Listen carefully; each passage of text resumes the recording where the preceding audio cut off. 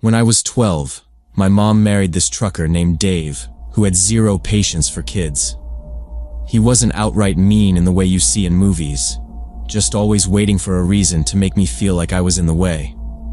He'd give me these little tasks that seemed simple at first, like stacking wood or shoveling snow, but always with some catch that made it impossible. Like he'd count how many logs I missed, or how crooked the pile looked, and then call me useless. That January night was the worst. The wind had been howling since the afternoon, and by the time dinner was over, the power was flickering. The thermometer on the porch said -20, maybe worse with wind chill. The snow was coming in sideways. I figured we were all just going to hunker down for the night, but then Dave came out of the back room holding a plastic grocery bag. He dropped it on the kitchen table and said, "Store's out of bread. Go get some." He was smiling a little like he'd already decided what was coming. I said, "The store's in the next town." "That's like 5 miles. I wasn't trying to be rude, just confused. It was dark already and the roads weren't plowed. I didn't even know if the store would be open. Dave leaned against the wall with his arms crossed. "Real men don't cry about snow," he said. "Maybe if you moved your ass once in a while, you wouldn't get tired so easy." I looked at my mom, hoping she'd step in, but she just pulled my old jacket off the hook and handed it to me. It was a kid's jacket from 2 winters ago. The sleeves didn't even hit my wrists. She didn't say anything, just gave me a look like, "Don't make this worse." Then she gave me a hat that was more like a beanie, the thin kind that doesn't even cover your ears right. My gloves were in my backpack from school, but I didn't ask for them. I just put the jacket on and took the plastic bag, which only had a crumpled $5 bill in it. The porch light didn't reach far, just a soft yellow glow that bounced off the falling snow. Our driveway was already buried, and the county hadn't cleared the road since that morning. I started walking because I knew better than to argue. Dave didn't hit, but he had a way of making you wish he had, just to get it over with. I pulled the hood up and tucked my hands into the jacket pockets. There wasn't much wind in the neighborhood, just a steady hush and the crunch of my boots. Most houses were dark or dim, curtains drawn, people smart enough to stay indoors. I passed the Miller's place, then the corner where the bus stop was, and then the last street light for a long while. The first mile wasn't too bad. I was still warm from the house, and the walking kept my legs moving. The snow came to about mid-shin, but it was powdery and light, easy to step through. It was quiet, not peaceful exactly, but empty. The kind of quiet that makes you feel like the world ended and nobody told you. Once I passed the last few houses, the wind picked up bad. The open fields along the highway gave it nothing to bounce off, and it came in strong, whipping snow into my eyes. I tried to tuck my chin into the collar, but the jacket didn't zip all the way, and my breath kept freezing around the edge. Every time I blinked, little ice crystals formed in my lashes. After maybe 20 minutes of walking, my fingers started to go. I had them curled into fists in the pockets, but it wasn't helping. They felt thick and slow, like they didn't belong to me. My boots were starting to soak through too. Not all the way yet, but enough that I could feel the cold creeping in. I kept walking because I didn't know what else to do. The town was about 4 miles away now, just down the highway and across the bridge. I kept thinking, just get to the gas station. They'll have bread. Maybe the guy there will let me warm up for a second. The snow got deeper along the shoulder, and the plows hadn't come through since noon. A few cars passed, going the other way. None of them stopped. I waved at one, just a little. Nothing desperate, just enough to say, "I'm here." They kept driving. I slipped once trying to cross the on-ramp, hit my knee hard on the pavement under the snow. It didn't even hurt that much. The cold had numbed most of it. I just got up and kept going. My legs started to feel like rubber after a while, like I was dragging them through mud. I tried not to look at how far I had left, just looked at the next patch of snow in front of me and kept walking. At one point, I had to stop and sit on a guardrail to catch my breath. That's when I realized how bad it was. The cold hit me all at once. My feet felt like blocks of ice. My fingers had gone stiff. I looked up at the sky and saw nothing but thick gray clouds. No stars, no moon. Just a flat, dead sky pressing down. I thought about turning back. I thought maybe if I went home and told Dave I couldn't find the store, he'd just yell and let it go. But I knew better. I remembered the last time I didn't do something he told me to. He made me shovel the entire driveway with a dustpan. Took 3 hours. My fingers had bled from gripping the plastic handle too long, so I stood up and kept walking. Each step felt heavier, like something was holding onto my legs. The wind didn't stop. The snow didn't stop. I started counting my steps just to keep my mind occupied. 1, 2, 3, 4, 5. Then start over. Every time I made it to 50, I told myself I was closer. My vision started to blur a little, not from tears, just the cold. My cheeks stung like I'd been slapped. I couldn't feel my ears anymore, or my toes. I told myself once I got to the gas station, I'd stand by the coffee machine for a bit. Maybe buy a candy bar and say I forgot the bread, something like that. But mostly, I just kept going because I was more scared of turning back and facing Dave than I was of freezing. Around the halfway point, I started getting really confused about where I was. The road didn't look like the way I remembered it. There was a mailbox I didn't recognize, and a ditch that looked too deep, and I couldn't see the town lights the way I thought I should. I turned around a few times, trying to retrace my steps, but the snow had filled in all my footprints. Everything looked the same, white and dark, and just endless. I didn't even know if I was walking in circles. I tried to remember the map in my head, but it was like my brain was full of fog. My hands weren't working right either. I kept dropping the grocery bag, and when I picked it up again, my fingers didn't feel like fingers anymore.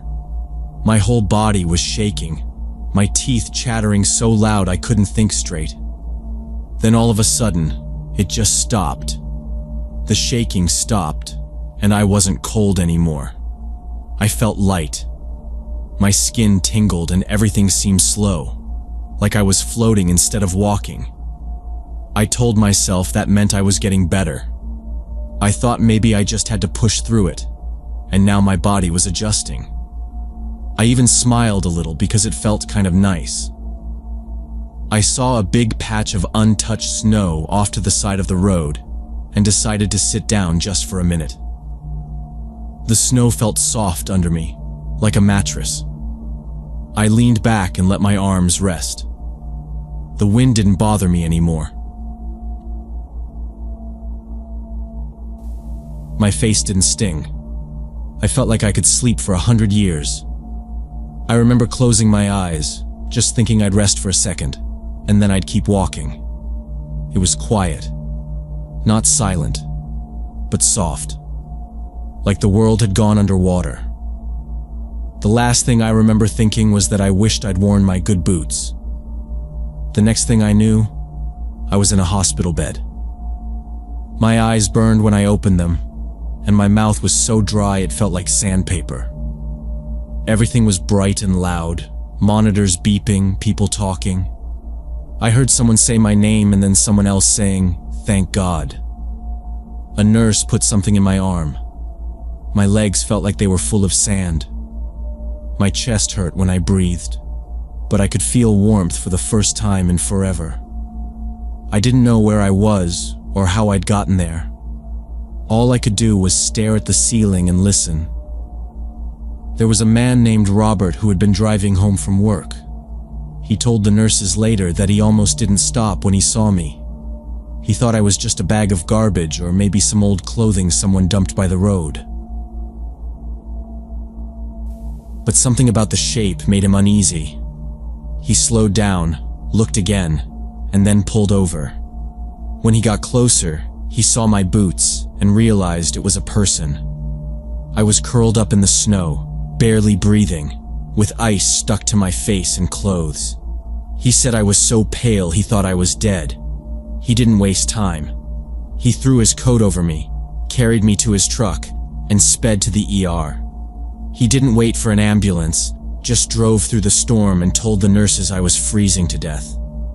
The doctor said I had severe hypothermia and early frostbite, mostly on my toes and fingertips.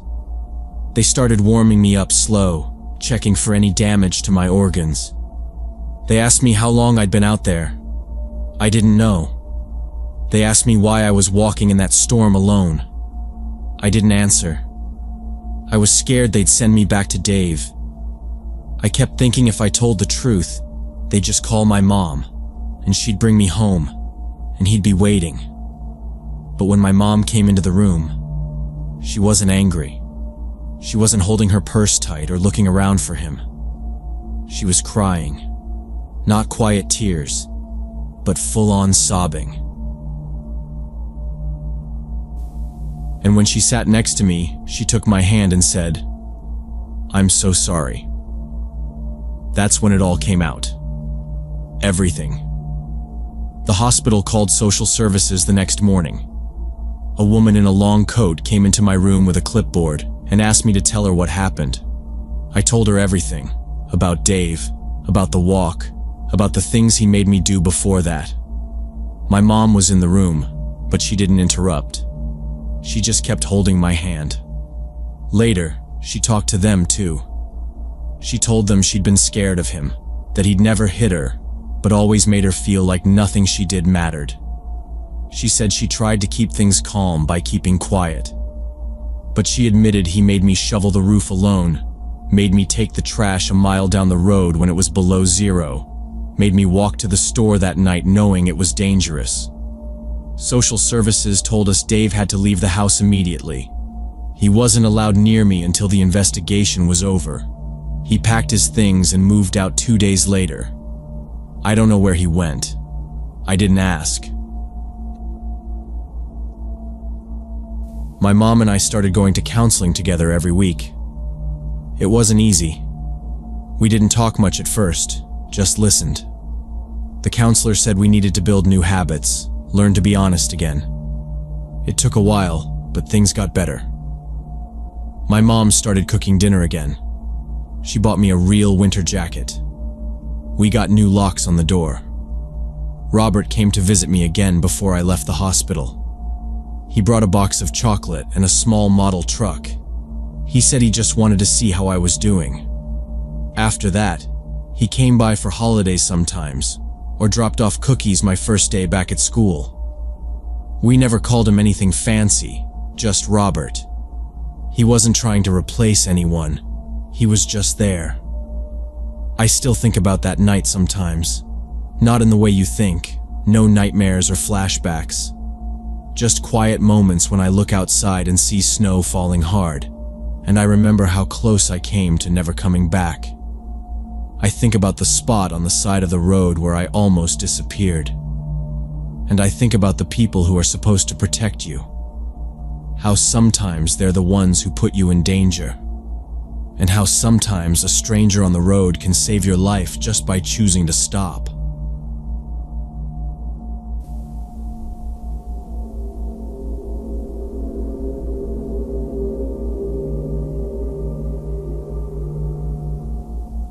So this happened about 6 months ago when I was working at this tech company downtown.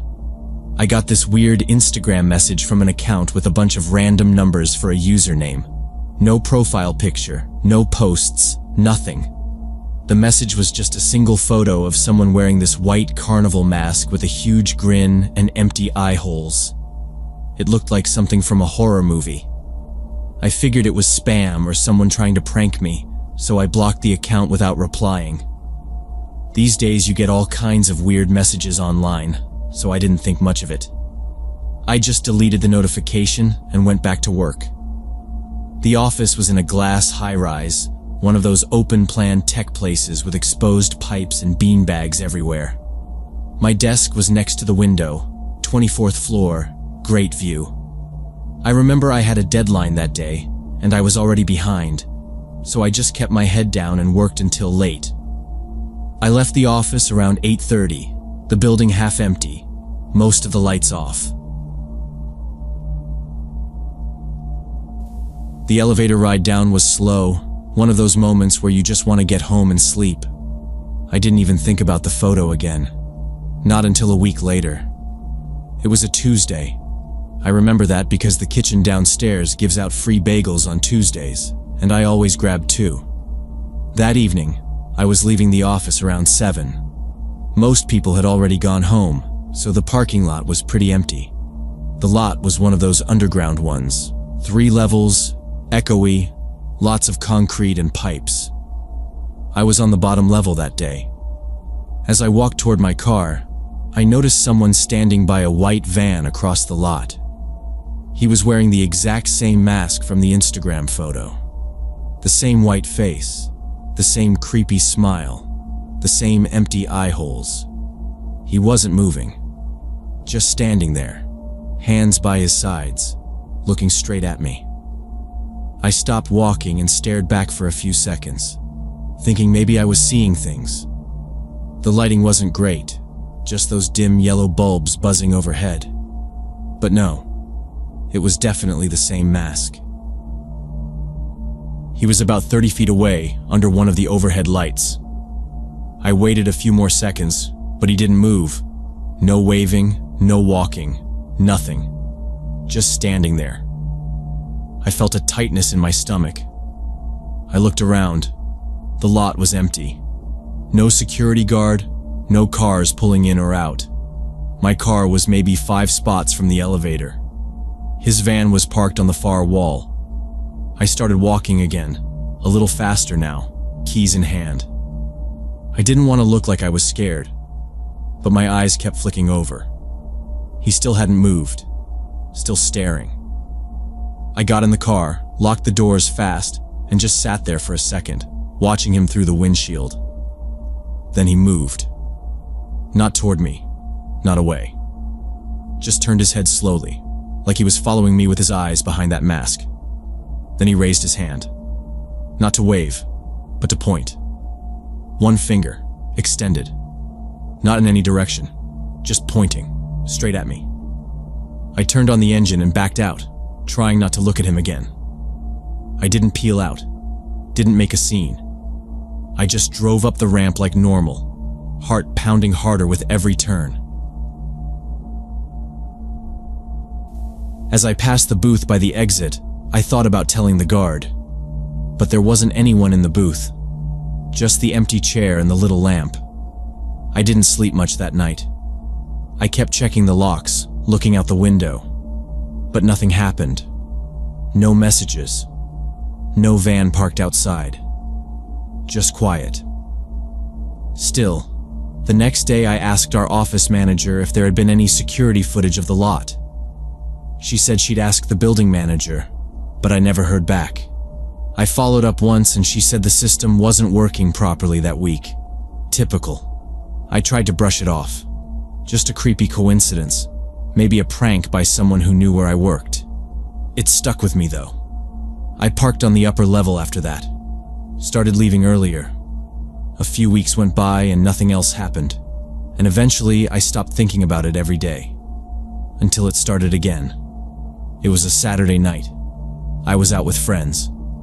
My phone buzzed in my pocket around midnight. I ignored it. When I checked later, there was a new Instagram message. Different account, same pattern, random string of numbers, no picture, no posts. Just one message, another photo. This one was darker, blurry, taken from a distance. But I recognized the spot instantly. It was the alley behind my apartment building. The mask was there again. That same white grin just barely lit by the backlight of a nearby exit sign.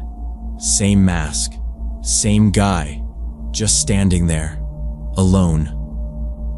I showed it to one of my friends, trying to play it off like a weird spam thing. But she gave me a look, said it was creepy, asked if I knew who it was. I said no. We moved on. I didn't want to make a big deal in front of everyone. But when I got home later, I didn't go inside right away. I circled the block first. No sign of anyone. I didn't sleep much that night either. The next morning, I checked the message again, hoping the account had been deleted or something. It hadn't. But now it had a second photo. This time it was taken in daylight, from inside what looked like a car. The shot was angled, like from the passenger side, and it was of me, walking out of my building that morning, coffee cup in hand. I was wearing a blue hoodie and headphones. The caption just said, "Nice hoodie." That was when I stopped trying to tell myself it was just a prank. I got in my car as fast as I could and drove out of the parking lot. The whole time I was checking my mirrors to see if the van was following me. I didn't see it, but I didn't take any chances. I took a bunch of random turns, drove through a few neighborhoods I didn't even recognize, then doubled back before finally heading home. My apartment was on the 4th floor of a building with no doorman. I parked on the street, scanned the area, and ran up the stairs instead of waiting for the elevator. Once I got inside, I locked every door, pulled the blinds, and shut off the lights. Then I just stood there for a while listening. I couldn't hear anything. Still, I kept peeking out the window every few minutes just to be sure. I barely slept that night. The next day at work, I went straight to building security. The guy at the front desk was an older guy named Carl. He listened while I told him everything. About the Instagram message, the masked man in the parking lot, the van. He didn't laugh or act like I was imagining things. He said he'd seen weirder. I asked if they had cameras down in the garage. He nodded but said the footage only kept for a few days unless someone flagged it. He promised to check anyway and said he'd let me know if anything came up. I thanked him and went to my desk. I couldn't focus all day. I kept looking out the windows, checking my phone. Every time a notification popped up, I jumped. 3 days later, Carl called me. He said he'd been looking through older footage, stuff from the week before. He found it. He told me that same white van had been in the parking lot at least 5 different times. Always in the evening, always when the lot was mostly empty. The guy didn't just sit in the van. Sometimes he'd get out and walk around. Never got close to the elevators, never approached anyone, but always with the mask on. That same white mask. Carl said it looked like he was just watching, just standing in the shadows, barely moving. They reported it to the police, but there wasn't much they could do. The van wasn't parked illegally. The guy hadn't broken in or threatened anyone. They said unless he did something more aggressive, it wasn't a crime. They told Carl to keep documenting everything and to call if he showed up again. Carl said he'd keep an eye on the place. I thanked him, but I didn't feel better. That same night, I started parking in a different lot. It was 2 blocks away, more open, better lighting, no underground levels. I also stopped staying late at the office. If something wasn't done by 6, I let it wait until the next day. I didn't take the elevator alone anymore either. For a while, nothing happened. No weird messages, no sightings. It felt like he'd moved on. Maybe it really was just a sick prank and he got bored. Weeks went by. Then a month. Then 2. I started sleeping better. I didn't look over my shoulder as much. I even stopped checking the lot every time I walked by. But then Carl called again. It was a Thursday. He sounded more serious this time. He said the van had come back 3 times that week. Always around the same time. Parked in the same spot. The guy got out, walked around for a few minutes, then left. Still wearing the mask. Still not talking to anyone. Just walking, like he was waiting for something. Watching. Carl told me they'd installed better cameras, and this time, they were working with the police to try and get a plate. He said he'd already handed over the footage. I asked if the guy ever tried to come inside. He said no, but it felt like he was getting bolder. He's not just sitting in his van anymore, Carl said. He's pacing, like he's looking for someone. I asked if he thought the guy was watching for me. Carl didn't answer at first. Then he said, "I think you should keep doing what you're doing. Don't park here. Don't stay late." That was almost 4 months ago. I haven't heard from Carl since, and the van hasn't shown up again, at least not that I know of. I still use the far lot, and I still leave work before sunset. I never take the elevator if I'm alone. I never wear headphones when I'm walking to my car, and I still check my mirrors. Every time I get in, every time I drive. I don't know who he was. I don't know why he picked me. But I know he's still out there, and I don't think I'll ever stop looking over my shoulder.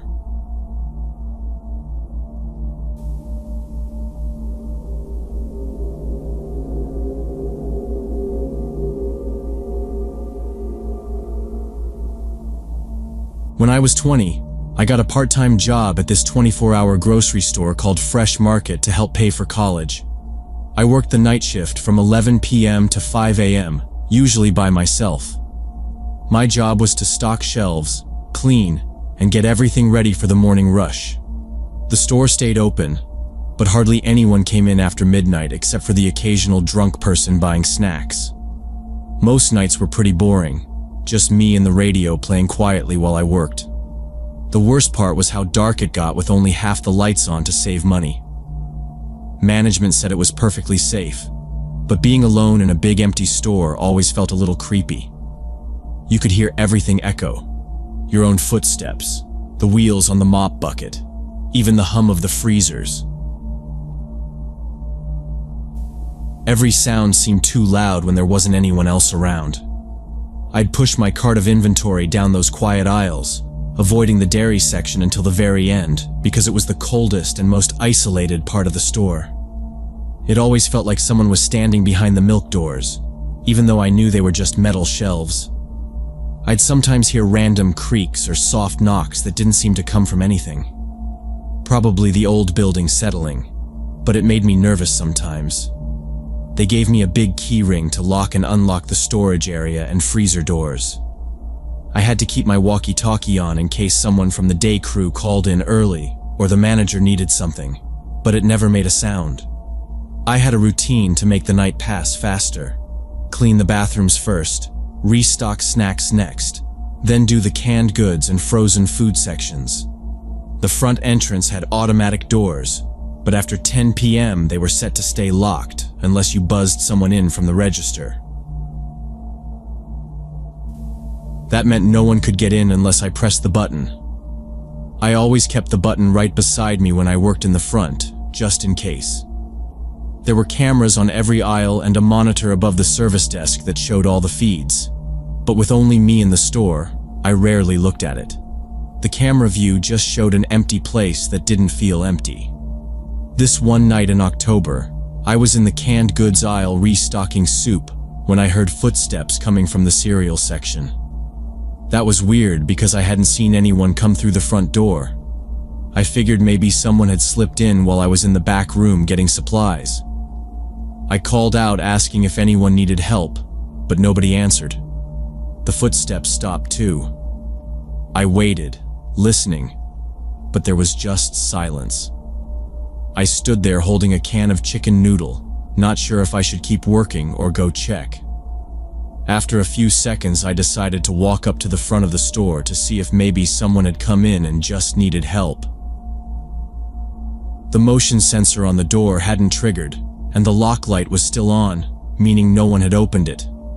I looked at the register and the button was still sitting there, untouched. I scanned the camera monitor above the service desk. It showed 5 angles: produce, dairy, frozen, front entrance, and the bread aisle. Everything looked still, but I couldn't shake that sound. I'd heard definite footsteps, not shuffling or soft, but steady, like someone in boots.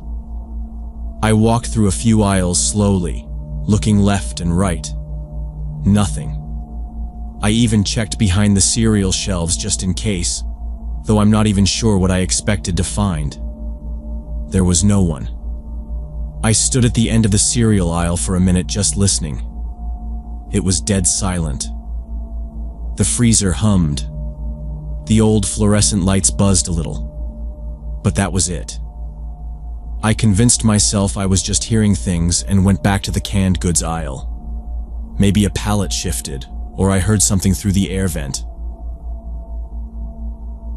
But when I got back to where I'd left my cart, it was slightly turned, angled toward the middle of the aisle instead of straight like I left it. I paused. I didn't remember bumping it. I checked the cart. Nothing missing. Everything still stacked the way I had it. I told myself maybe I did bump it on my way out and didn't notice. I kept working. Soup, beans, tomatoes. I moved a few feet down, still keeping an ear out. Every so often, I looked over my shoulder, not because I heard anything new, but just to check. I made it through the aisle without any more weirdness and moved on to snacks. The chip aisle has mirrors on the corners for anti-theft, so I could see down the rows without turning. While I was kneeling to stock pretzels, I thought I saw a quick shadow move past the far end, near frozen foods. I stood up fast and stared at the mirror, but the aisle was empty. I walked over and checked it out, same as before. Nothing. Just freezers full of microwave meals and the faint smell of bleach from earlier when I'd cleaned. Back in snacks, I finished faster than usual. Something about the store felt different now. I kept hearing a sound like someone dragging their feet across tile, but every time I stopped moving to listen, it stopped too. No customers came in. No cars passed outside the windows. I checked the door again. Still locked. The register untouched.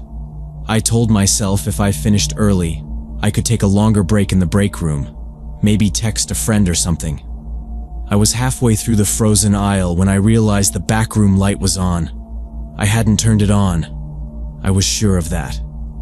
I hadn't been back there since the beginning of the shift, and I always turned the light off when I left. I went to the back room door and stood there for a minute. The light buzzed softly from behind the door. I knocked once and called out. Hello? Nothing.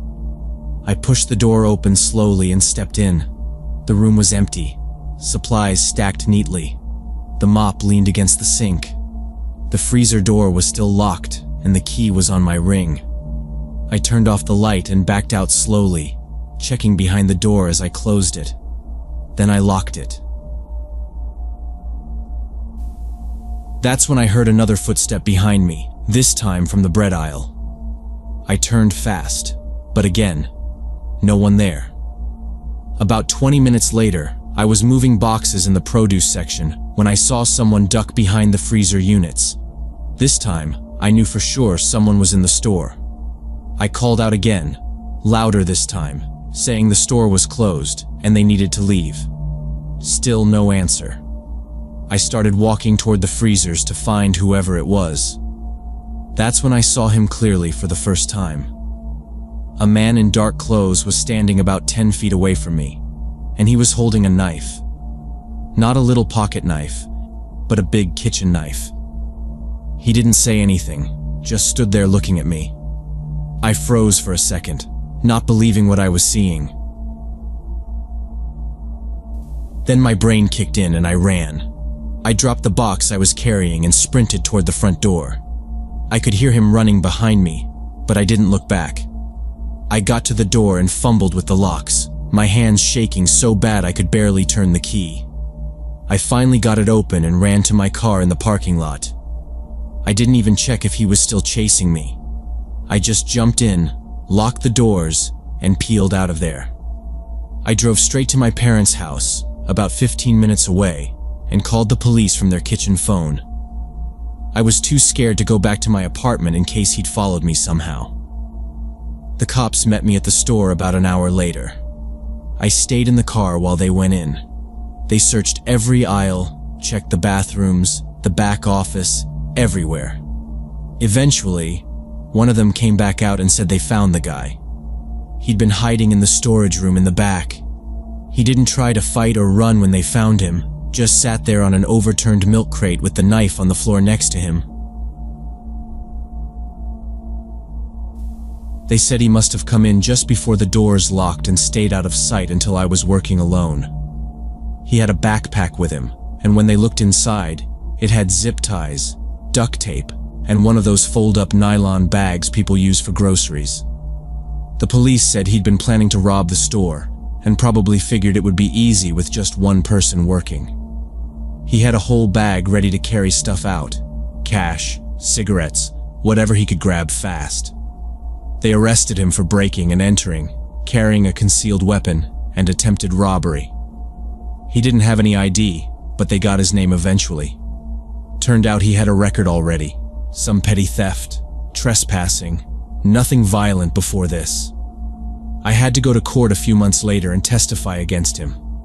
I didn't want to, but the detective handling the case said it would help keep him off the streets longer.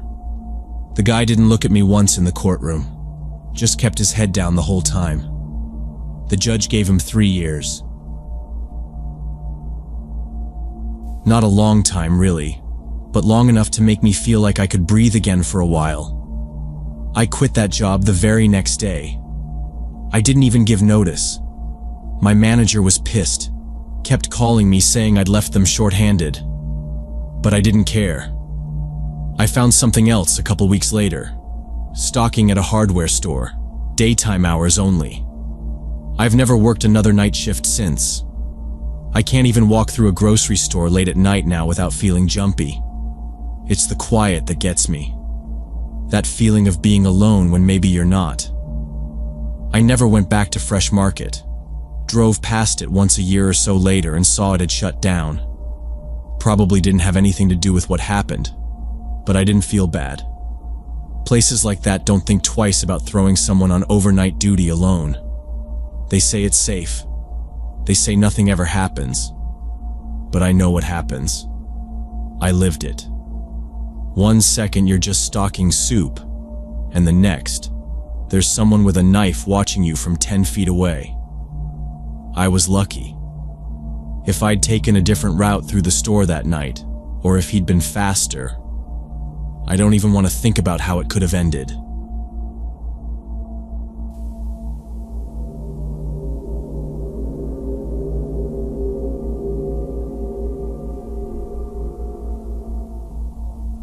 I was working as a night security guard at this huge auto parts warehouse about 2 years ago.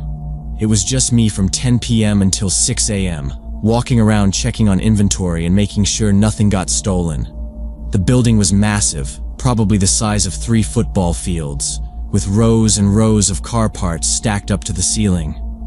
During the day, there were maybe 50 people working there, but at night it was dead quiet except for the hum of the ventilation system.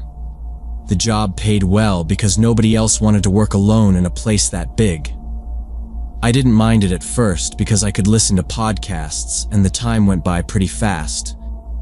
It wasn't the kind of place you expected anything to happen. The whole perimeter was fenced and there were motion lights on the outside. I had to do rounds every hour, checking each wing and scanning tags with a handheld device to prove I'd been there. The layout was pretty straightforward. Long aisles, labeled by section letters, with small offices at the front and shipping docks in the back. I had a small break room up front with a microwave, coffee machine, and a cot if I wanted to take a short nap on lunch break. Most nights I'd walk, scan, loop back, drink coffee, sit a bit, then repeat.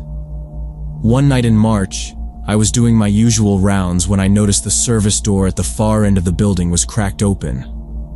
That was strange because I always checked all the doors at the start of my shift. I walked over and locked it, figuring maybe the day shift had left it open by mistake. But then I started thinking about how heavy that door was and how it had a really strong spring mechanism. It wouldn't just blow open on its own. I kept doing my rounds, but I felt like something was off.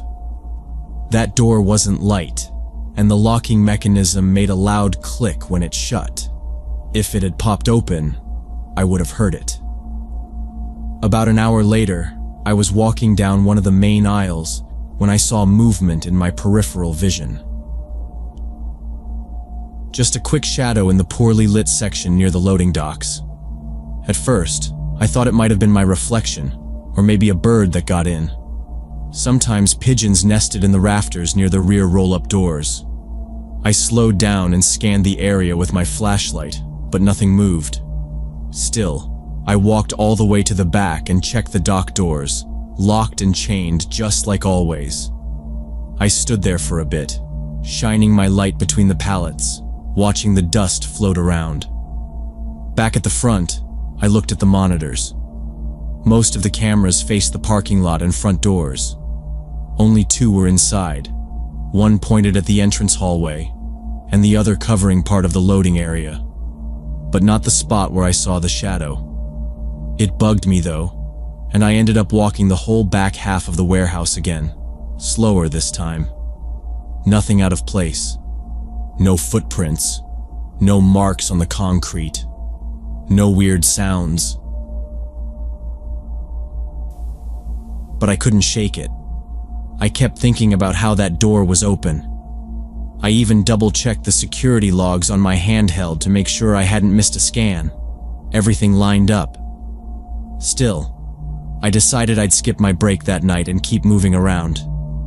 Every 20 minutes I walked, passed through each aisle, kept my light low and quiet. At around 2:10 a.m., I was coming down aisle F, probably the longest one in the whole building. My boots echoed even though I was trying to step lightly. There's a section there where some of the overhead lights flicker. The maintenance guy never got around to fixing them. As I passed under those, I heard a soft metal clink, like something small tapping against steel. I froze. The sound came from up ahead, maybe 20 feet down the row, behind a tall stack of boxed radiators. I edged closer, light pointed down so I wouldn't give myself away with glare. When I reached the side of the stack, I stepped wide, fast, sweeping the beam out. Nothing. Empty aisle, no tools or fallen parts. I waited, listened. Nothing. I told myself it was just metal shifting, maybe a shelf creaking under weight. But I'd walked this aisle hundreds of times. That sound wasn't normal. I kept patrolling, trying not to look paranoid. But the next round I brought the long flashlight from the break room, the heavy kind that could double as a baton. Around 3:45, I came back around to the same aisle. This time, one of the cardboard radiator boxes had fallen over. It hadn't been there before. I walked up to it. The tape was peeled back, not ripped, clean, smooth like it had been opened carefully. Inside, the radiator was gone. Just the foam inserts and plastic wrap. I stood there for probably 2 minutes, flashlight raised, not moving. Someone was in the building. I stopped and stared at that area for a good minute, trying to see if anything moved again. At first I thought maybe it was just my imagination or a trick of the light. But then I definitely saw someone duck behind one of the tall shelving units. My heart started pounding because I knew for sure now that someone was in the building with me. I called out asking who was there, but nobody answered. I started walking toward that section with my flashlight out. The warehouse was so big and had so many hiding spots that finding someone would be like looking for a needle in a haystack. I was trying to decide whether to call the police when I heard this loud banging sound coming from the opposite direction. The banging was metal hitting metal, like someone was hitting the shelving units with a pipe or something. It was obviously intentional, like whoever was in there was trying to get my attention and make me come toward the sound. That's when I realized this person knew the layout of the building and was trying to draw me into the darker sections where there were no security cameras. I decided I wasn't going to play that game. I walked straight to the exit and called our security company from my car. They sent 2 officers who arrived about 15 minutes later. We all went back in together with flashlights and radios. It took us almost an hour to search the whole building, but we finally found him hiding behind some engine blocks in the back corner. The guy was probably in his 40s, wearing all black clothes and carrying a backpack full of tools. He didn't resist when we found him, just seemed relieved that it was over. The police checked the security cameras from the past few weeks and found footage of him walking around the outside of the building on at least 6 different nights.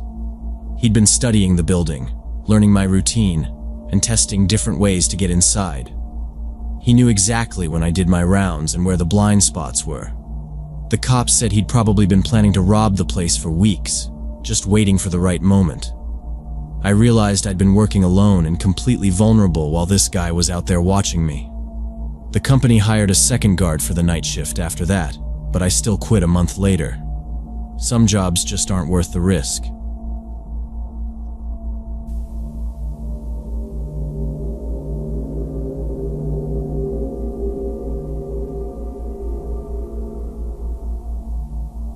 The rain was coming down so hard my wipers couldn't keep up. I was about halfway down Highway 47, heading home from a late shift, and the weather had been way worse than predicted. I'd driven through bad storms before, but this was something else. The road markings had disappeared under sheets of water, and the spray from oncoming cars made it even worse. I slowed down to about 20 mph, but still couldn't see well enough to trust myself on the road. I pulled over onto the gravel shoulder and flipped on my hazard lights. The sound of rain hitting the roof was so loud it almost drowned out the engine. I figured I'd wait 10, maybe 15 minutes. No sense pushing through it. There weren't many cars out this late anyway. I kept the engine running and leaned back in the seat, just watching the downpour slam against the windshield. I couldn't even make out the trees on the side of the road. The fog had rolled in too, thick and low, blending with the rain. I checked my phone. No signal. I wasn't surprised. This stretch of 47 always had bad reception. Just then, I heard it. A soft, deliberate tapping. I froze. It was coming from behind me, on the rear window. 3 quick taps, like knuckles on glass. I turned slowly and looked in the rearview mirror. There was a man standing there, half obscured by the rain and darkness, his hand on the back passenger door handle. He was trying to open it. He was wearing a hooded jacket, soaked and sagging from the rain. I didn't move. My foot was still on the brake. The door didn't open. Thank God I always kept my car locked. He tried the handle again, jiggling it harder. I sat completely still, watching him. Then he leaned forward and knocked again, this time with more force. I thought maybe he needed help at first. Maybe his car had broken down or he'd gotten caught in the storm. But he didn't act panicked. He didn't wave or yell. He didn't go to the driver's window to explain anything. I reached over and checked that all the doors were locked. Then I saw movement to my left, another figure stepping out of the fog. This one walked slowly around the front of my car and stopped right in front of my hood. He was dressed the same, dark rain gear, hood pulled down low, and he stood still, like he was trying to make sure I couldn't drive forward. That's when I knew. This wasn't random. These guys weren't looking for help. I looked back toward the first man, who was still at my rear door, and now he started knocking harder. The sound was sharp and fast. He wasn't tapping anymore. He was hitting the window with his fist. Then he started yelling, but I couldn't hear through the rain. I could see his mouth moving. His face was tense, his eyes locked on me. He motioned at me to roll the window down, jabbing his finger toward the glass. At the same time, The guy in front of the car began walking slowly toward my side. He stepped over the yellow line and came straight for the driver's door. I put my hand on the gear shift and looked down the road. Visibility was bad, but I thought maybe I could reverse and turn around. But the shoulder was narrow, and the rear was blocked by the guy still at my back door. I could hear him hitting the glass again, harder now. I didn't move. I kept both hands on the wheel. The guy walking toward me reached the door and tried the handle. It didn't budge. I could see water streaming off the brim of his hood, but he didn't react to it. He just leaned close and looked right at me through the window. He said something, slow and deliberate, but the glass muted it. Then he tried the handle again. I kept my eyes forward, one hand back on the gear shift. He slapped the side mirror with his hand. Once. Loud. The sound cracked through the rain like a warning. He leaned in closer, fogging the glass with his breath. I could barely see his face, just his mouth moving again, saying something I couldn't hear. Behind him, the first guy was circling around the car now. He'd given up on the rear door and was moving along the passenger side. He passed the headlights, then reached the passenger door and tried that handle too. My heart was pounding, but my hands weren't shaking. I kept my eyes on the man by my window. He stared back. His hand rose up and hovered for a second before slamming the glass with his palm. He wasn't trying to break it. He was trying to make me flinch. I didn't. I reached for the center console where my flashlight was, the heavy one I kept from my night shifts. I didn't pick it up, not yet. The guy at the passenger door was now leaning down, peering into the window like he was trying to see what was in the seat. The rain kept pouring. The wipers beat back and forth uselessly. All I could hear now was knocking. First on one window, then the other. First the left, then the right. The two men moved with purpose, not panicked or rushed. They weren't yelling or making threats, just watching, just waiting. The guy closest to me raised his fist again. I locked eyes with him. He mouthed something one more time and hit the glass again. Harder. I looked down once, quickly at the gear shift. Then I looked back at the road. There was just enough room between the man in front of me and the ditch. Maybe. I didn't think. I dropped the car into gear. I didn't wait to hear what they wanted. I slammed my foot on the gas and jerked the wheel to the right, swinging wide back onto the highway. The tires kicked up a spray of water and the engine roared.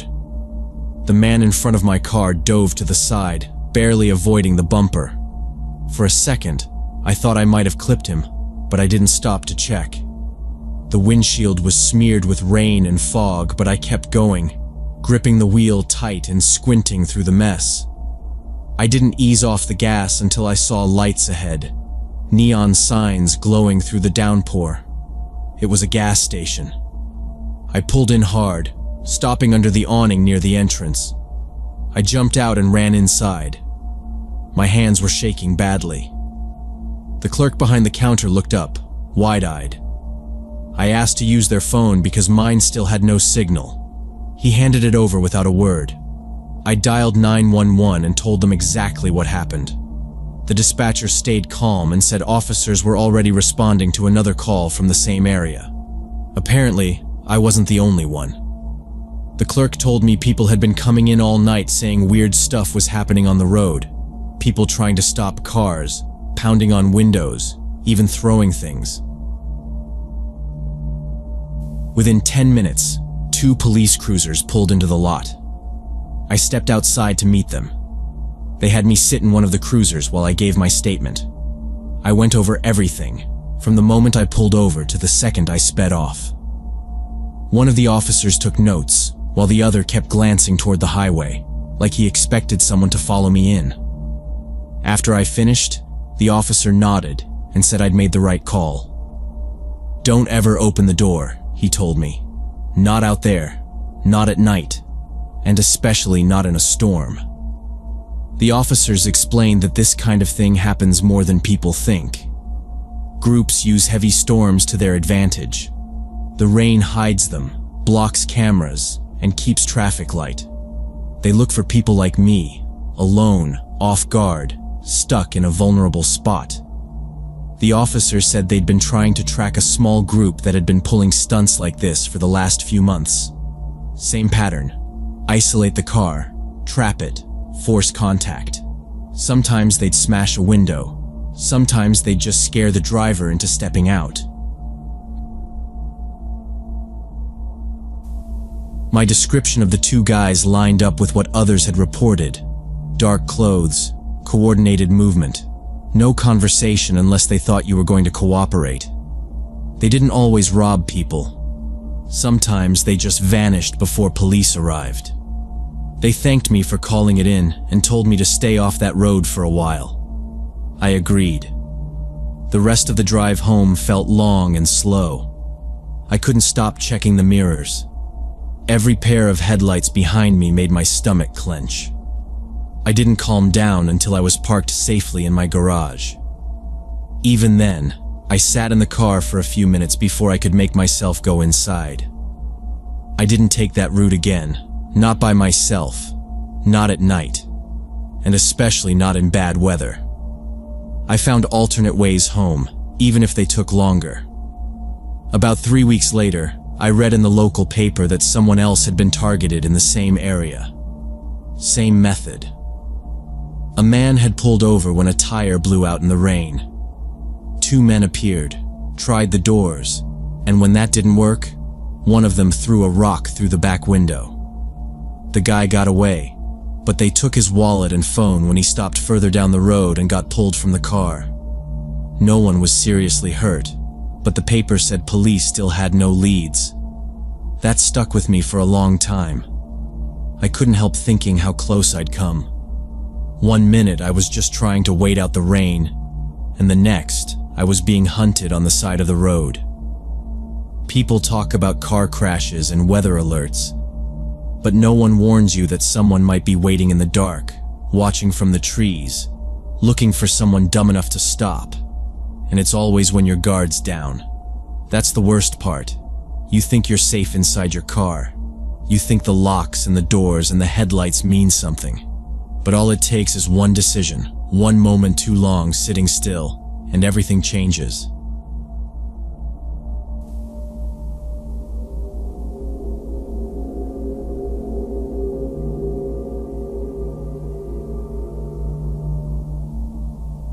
When I was 17, my family moved to a new house in a suburb outside Atlanta. It was one of those cookie-cutter neighborhoods with quiet streets and identical lawns. Our unit was on the ground floor of a 2-story duplex. The windows were big and faced the shared courtyard, which was well kept with a few benches and trimmed bushes.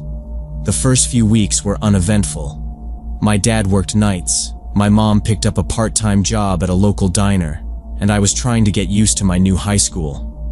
We didn't know many people yet, but it felt peaceful. The neighbors nodded hello. People walked their dogs. Nothing strange. Our unit had a small backyard with a wooden fence and a clothesline that stretched between 2 metal poles. My mom started hanging laundry out there to save on electricity. The air always smelled like pine and grass, and we didn't think much of it. But after the second week, a few of our clothes started going missing. At first, it was a pair of socks, then a couple of my mom's tops. She figured maybe the wind carried them off, so she used more pins. But the missing items kept happening. Always smaller things. Underwear, a tank top, a sports bra. My mom started getting annoyed. She thought maybe an animal was dragging them off. But one day she came inside holding the empty clothespins in her hand and said, "It's always the same kind of stuff, not random. Someone's taking them." We didn't have a backyard camera. My dad said he'd put one up but never did.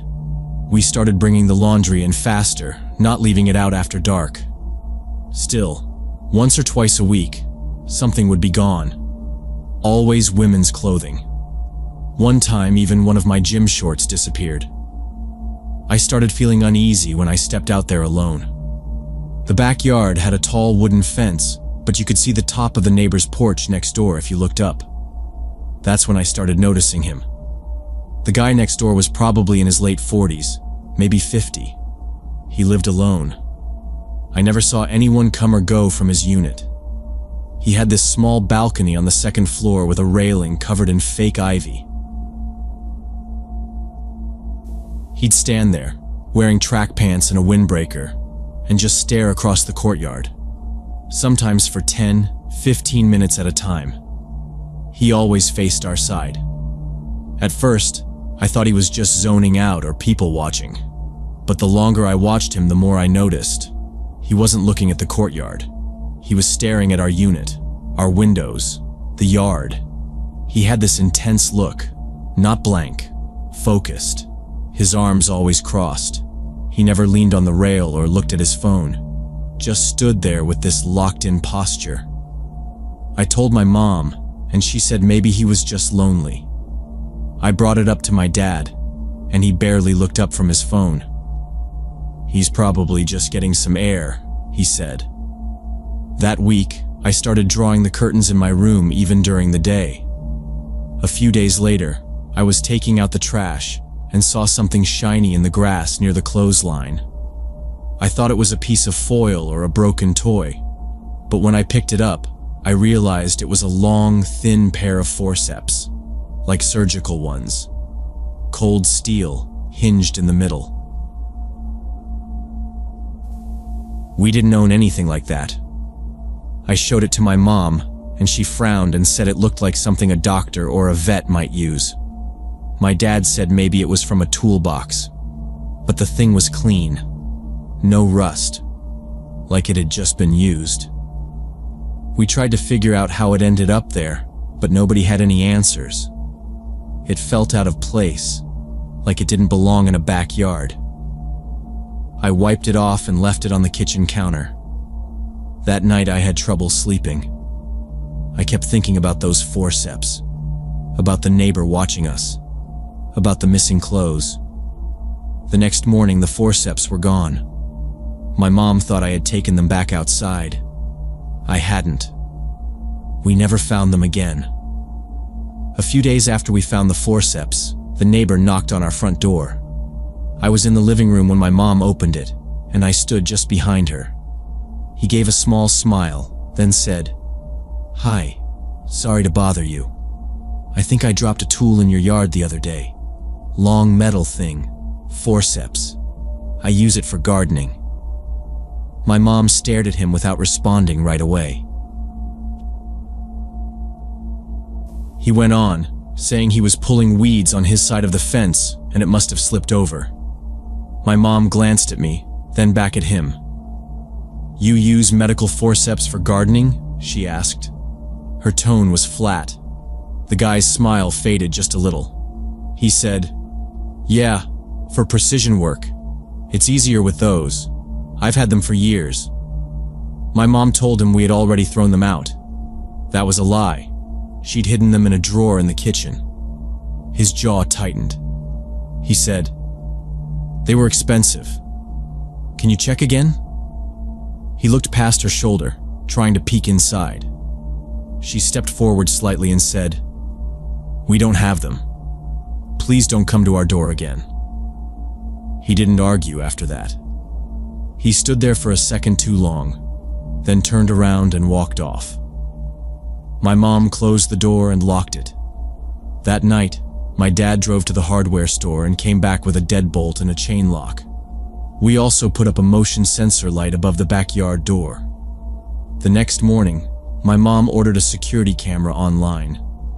Once we installed the camera facing the backyard, we tried not to think about it too much.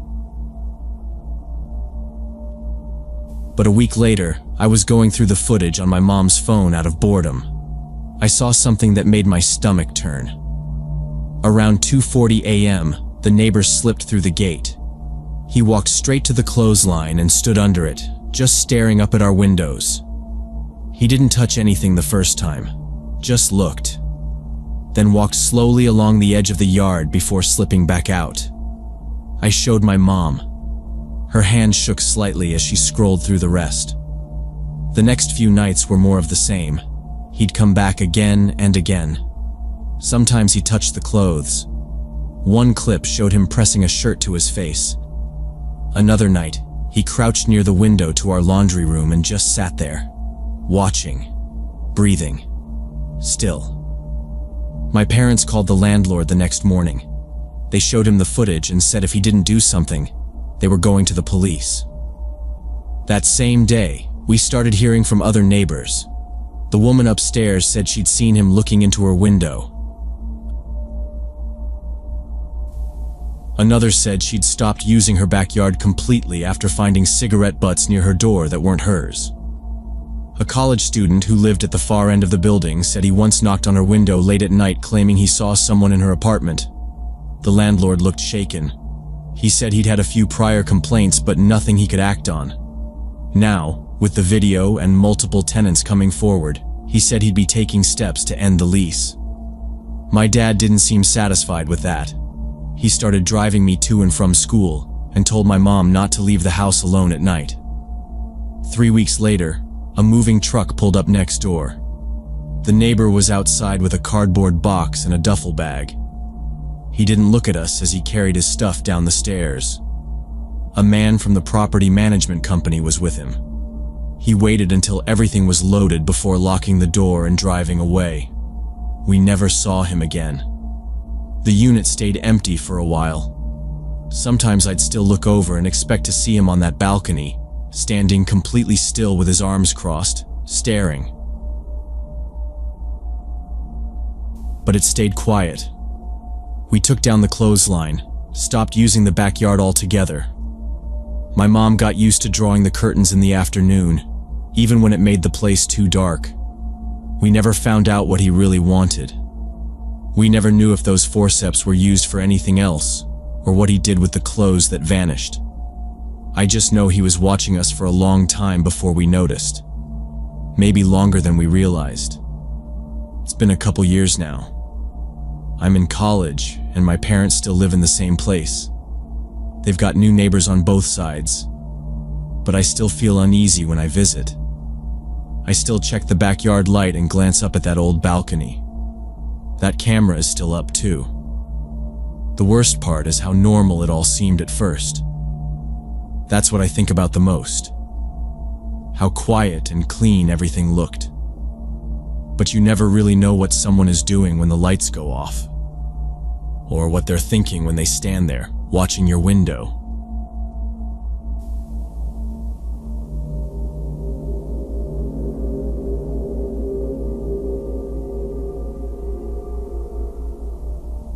Last year in college, my friend Connor and I were sitting in my car in the parking lot of Westfield Mall, just listening to music and talking about finals.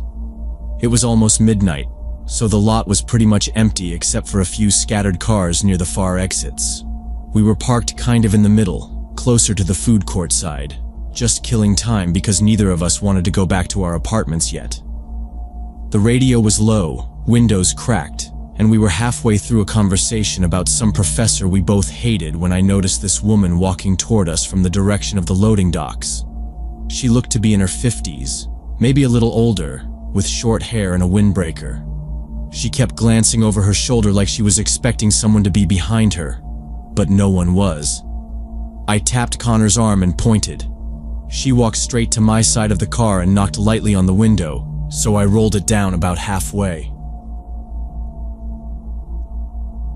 Her eyes were red, like she'd been crying, and her face was pale and tight. "Hi, I don't mean to bother you guys," she said, voice trembling a bit. "But my van broke down back there by the dumpsters, and I can't get it started. I've been trying for almost an hour." She pointed toward the back end of the parking lot, where it's all shadows and no lights past a certain point. "Could you please drive me over there? It's too far to walk and I'm freezing." I remember Connor and I looking at each other. Something about her didn't feel right. It wasn't just that it was late or that she came out of nowhere. It was how she kept pointing over and over at the same dark spot like she wanted us to really look there. like she needed us to see how far it was. I offered to walk with her instead, just to take a quick look at her van or call someone for her. "We can't really drive down there," I told her. "Security might get weird about it, but I can come with you on foot." That's when she changed. Her face hardened instantly, and she lunged forward, grabbing the door handle. Before I could react, she had the back door open and was climbing inside. No, drive me over there," she said, voice louder, sharper now. "They're waiting for me. I have to get to their car." "Their car?" Connor asked, twisting around in his seat. She froze for a second like she realized she slipped. Then she nodded quickly, eyes darting around the lot. "Yes, their car. They're picking me up there. Please, just drive me." I told her she needed to get out. I wasn't going to drive anywhere until she explained what was going on. But she started talking over me, almost yelling now. She said some men were following her, that they were in a red SUV and that she'd lost them somewhere near the freeway. Then she said it was a white sedan. It kept changing. Then it wasn't a car. It was on foot again. "They're going to find me if I stay out here," she said. "You don't understand. They already know where I live." Connor was trying to stay calm, but I could see his hands slowly reaching for his phone. "We can call the cops if you're in danger," he said, keeping his voice level. "Do you want us to call someone?" "No police," she snapped, suddenly gripping the front seat like she was going to climb over. "Just take me to their car now." At that point, I put the car in park, unbuckled, and turned fully around. "Ma'am, if you don't get out right now, I'm going to call mall security. There's cameras all over this place. They'll be here in minutes." She stared at me for a long second, then sat back, breathing hard. Her eyes were wide open, unblinking. She kept whispering something under her breath, just the word, "please," over and over, but not really to us. Like she was trying to talk herself down. I looked at Connor, then quietly stepped out of the car and walked toward the security post by the entrance. He stayed inside with the doors locked. I didn't go all the way. I just needed to show I was serious. The moment I got about 20 feet away, I heard the door slam. I turned back and saw her running, full sprint, back toward the shadows behind the dumpsters. Not toward any car, not toward anyone. Just into that dark corner she'd pointed to earlier. Connor jumped out and came over to me fast. "She just ran," he said. "Just bolted. No one else was back there." We didn't chase her. I called the non-emergency line and told them what happened. An officer showed up maybe 15 minutes later, took a statement, and drove around the lot with a flashlight. They didn't find anyone. No van. No sign of a broken down car. Nothing. We waited while they checked the surveillance footage, but the officer said the camera covering that section was being repaired and hadn't been recording for the past few days. They told us she might have been mentally ill, maybe off her meds, maybe in some kind of crisis. But I still don't get how fast she changed, how she went from scared to completely aggressive in seconds. And the way she kept saying their car, like she wasn't the one being helped, but helping someone else get us over there. As soon as I turned the wheel toward the mall's main entrance, I could feel her whole body tense in the back seat. She leaned forward between our seats, yelling, "No! What are you doing? Turn around!" Her voice cracked with panic, and she started slapping the back of my headrest. I ignored her and kept going, eyes locked on the lights ahead. The entrance area was busy, well lit, and had several people still coming and going from the late-night food spots. I figured if we could just get near the crowd, we'd be safe. She started shouting louder, more frantic now. "You don't understand. You have to take me back. They're waiting. You're messing everything up." I didn't say anything. Connor was already on his phone, fingers flying. I could see from the corner of my eye that he was texting 911, trying to stay calm while she screamed behind us. I pulled into a spot directly under the largest floodlight in the lot, right in front of the glass mall entrance. Cameras were everywhere. I killed the engine and threw the doors open. That's when she shoved her way out of the back seat and ran. Not toward the entrance, not toward help, but straight back across the parking lot toward the shadows where she first said her car had broken down. I watched her for a second before something moved behind the dumpster area. A vehicle, a minivan. Its engine kicked on like it had been running quietly the whole time. The sliding side door was already open before she reached it. She didn't even slow down, just dove in, and the van peeled out hard, tires screeching as it cut across the lot and vanished down a side road without plates. We sat there frozen. Connor's phone buzzed as 911 responded. I just stared at the dark lot where they disappeared. It had all been planned. She was never alone. She wasn't stranded. We were supposed to drive her right to that corner where they'd been waiting in the dark. The minute we got close enough, they probably would have jumped us. Taken the car, our wallets, maybe worse. Mall security came running out a few minutes later. One of the guards had seen the whole thing on the exterior cameras. We gave them a quick rundown, and then a cop showed up maybe 15 minutes after that. We explained everything again. How she approached us, got in the car, how she changed when I offered to walk with her instead, how she'd panicked when she realized we were heading toward the lights. The officer nodded through all of it, like it wasn't the first time he'd heard something like this. "You guys did the right thing," he said. "This scam's been showing up more lately. They use someone who looks non-threatening to pull people in. Usually a woman, sometimes a teenager. Once they get you to the spot, a couple guys jump out from behind a truck or a dumpster, take your stuff, your car if they can. Sometimes they hurt people. Depends how it goes." We gave them descriptions. The van was dark, maybe gray or blue, no plates. The woman had short hair, windbreaker, maybe early 50s. Connor had caught a partial video on his phone when she was yelling, just before she ran. He sent that to the officer. They took a full report and said they'd follow up if anything came from it. We never heard back. For a while, I kept thinking about what would have happened if I had just gone along with it. If I had believed her story and turned down toward that dark corner. There's no doubt in my mind we'd have been ambushed. We were easy targets. 2 college kids in a quiet lot, distracted, trying to be helpful. I started parking near entrances only, always under lights, and I never stayed in my car for long once stores closed. I kept my doors locked. I stopped talking to strangers through the window. What stuck with me most wasn't just the danger. It was how good she was at it. The way she sold the story, the timing, how desperate she looked. You don't expect danger to walk up to you and ask for help. You think danger looks different. But sometimes it's just a woman in a jacket saying her van broke down. I still think about it sometimes.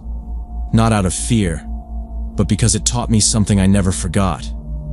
You can mean well and still end up in a lot of trouble. Being kind isn't the same as being careless. That night, it was my gut that saved us, not my good intentions.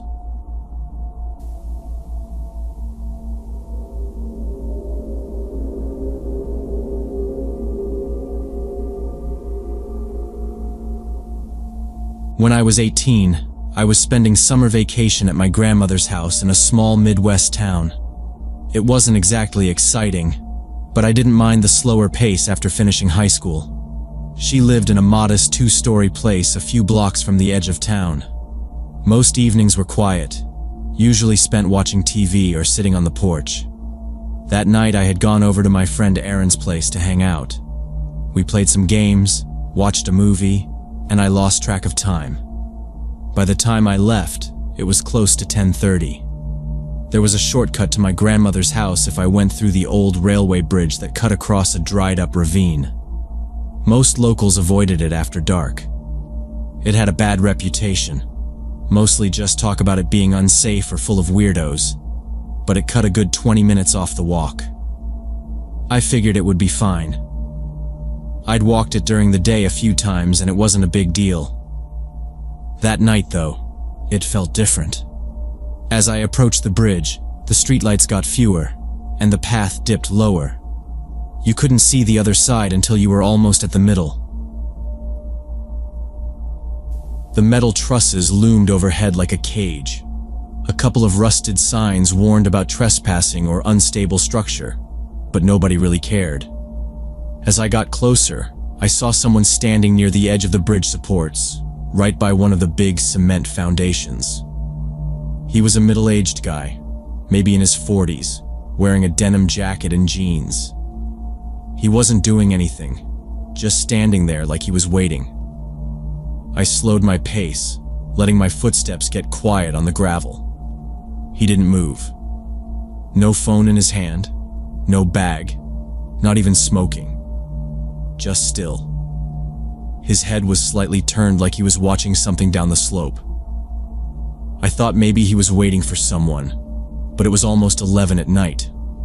Who stands around under a railway bridge at that hour? My gut said something was off.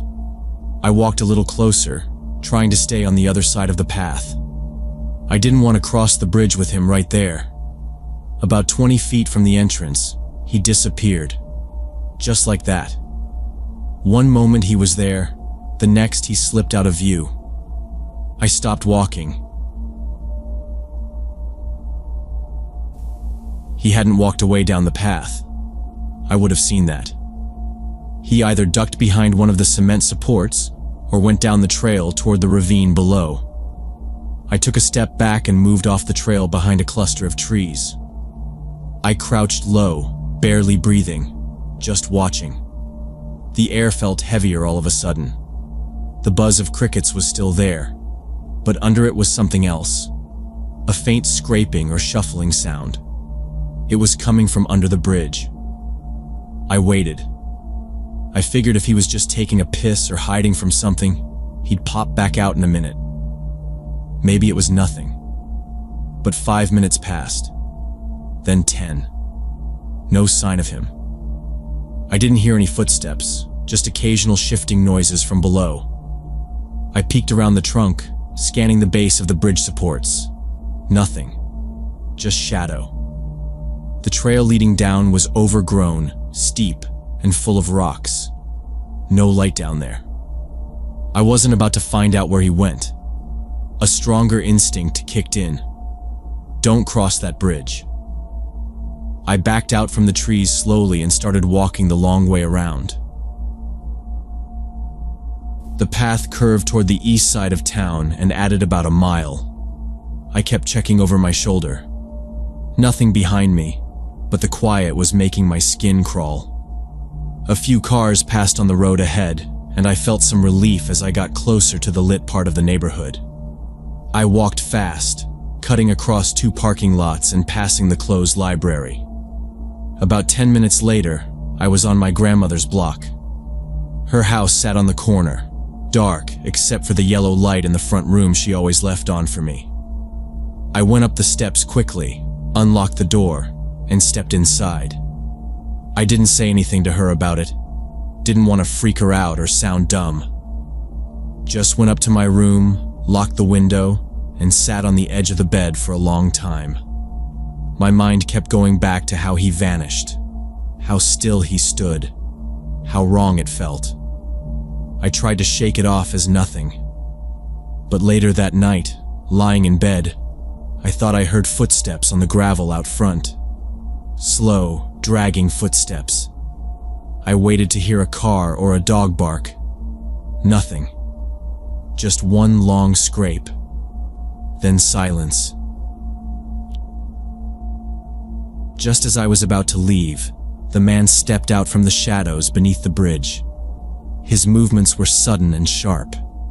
He was holding something in his right hand, a piece of metal, long and thin. At first, I thought it was a flashlight or maybe a tool.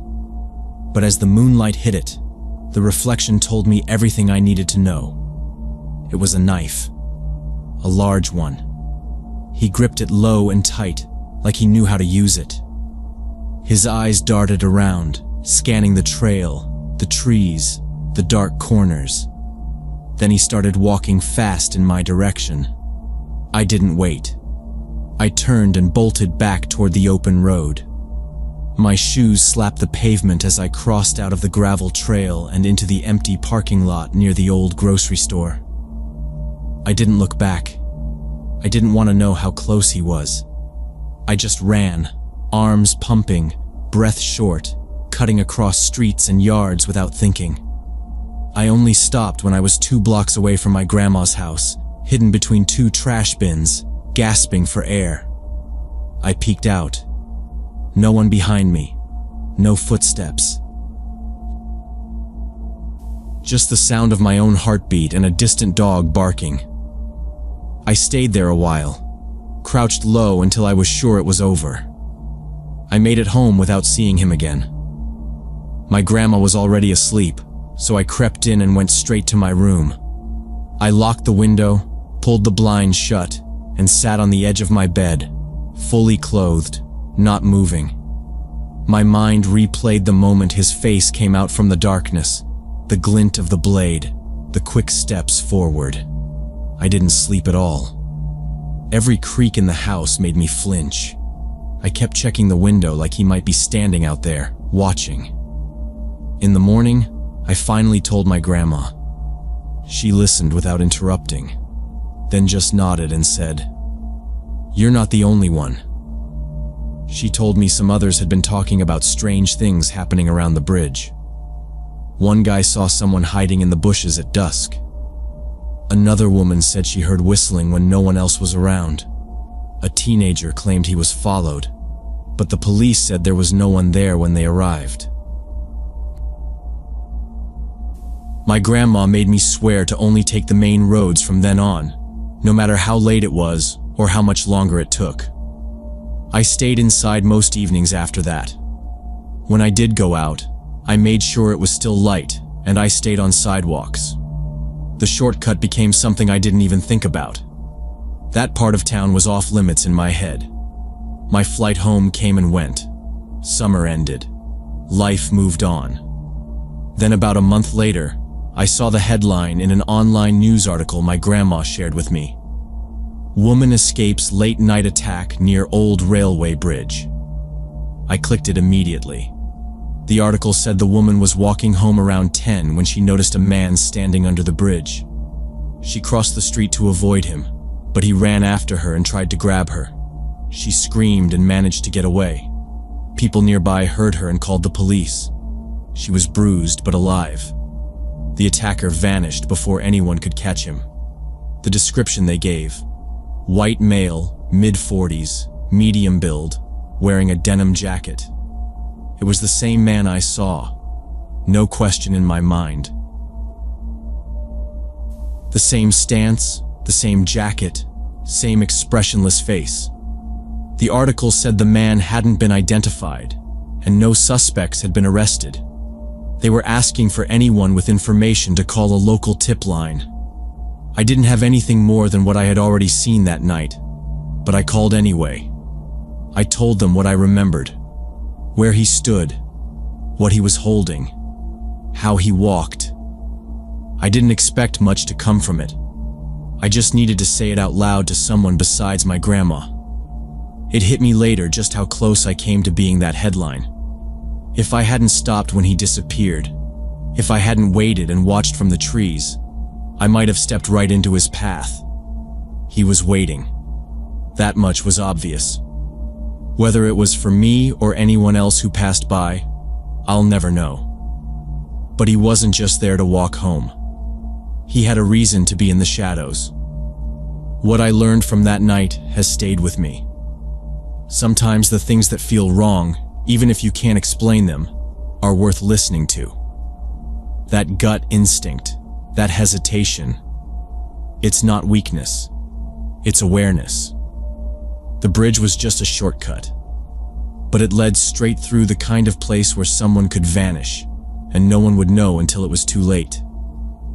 I still think about that man sometimes. Where he went. If he ever came back. Whether someone else crossed that bridge and didn't get lucky like I did. I'll never use shortcuts at night again. Not in a small town. Not in a big city. Because the danger doesn't always announce itself. Sometimes it just waits, hidden in plain sight, holding something sharp, watching for someone to make the wrong decision.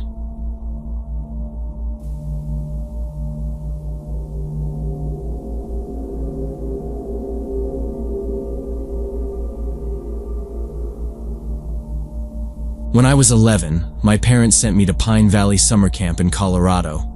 It was the first time I'd been that far from home without family.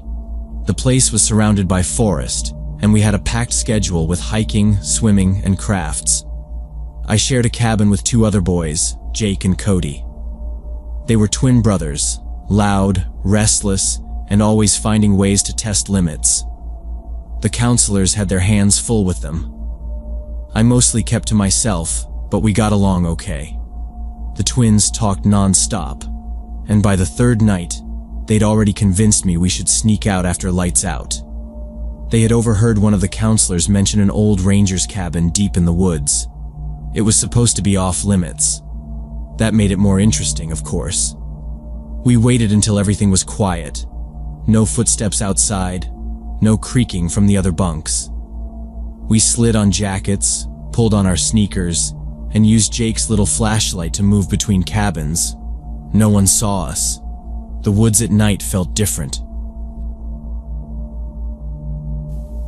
Every noise jumped out more. The wind through the trees, the distant calls of birds or whatever else lived out there. I stuck close to the twins, watching their feet so I wouldn't trip. It took about 20 minutes before we found it. The ranger's cabin looked like it hadn't been touched in years. It sat half buried in thick brush, the wood gray and bowed in spots. The front door leaned crooked on its hinges, and the windows were mostly busted or covered in grime.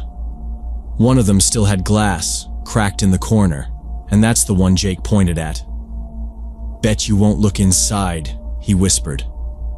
I didn't want to, but I also didn't want to hear them tease me for the rest of camp. I stepped toward it.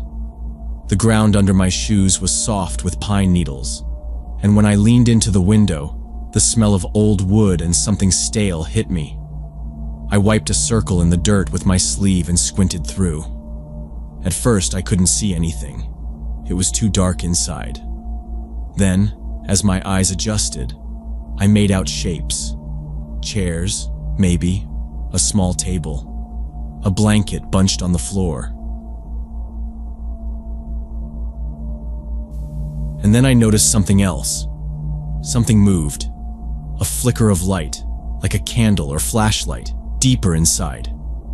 I leaned closer, and that's when the door slammed open.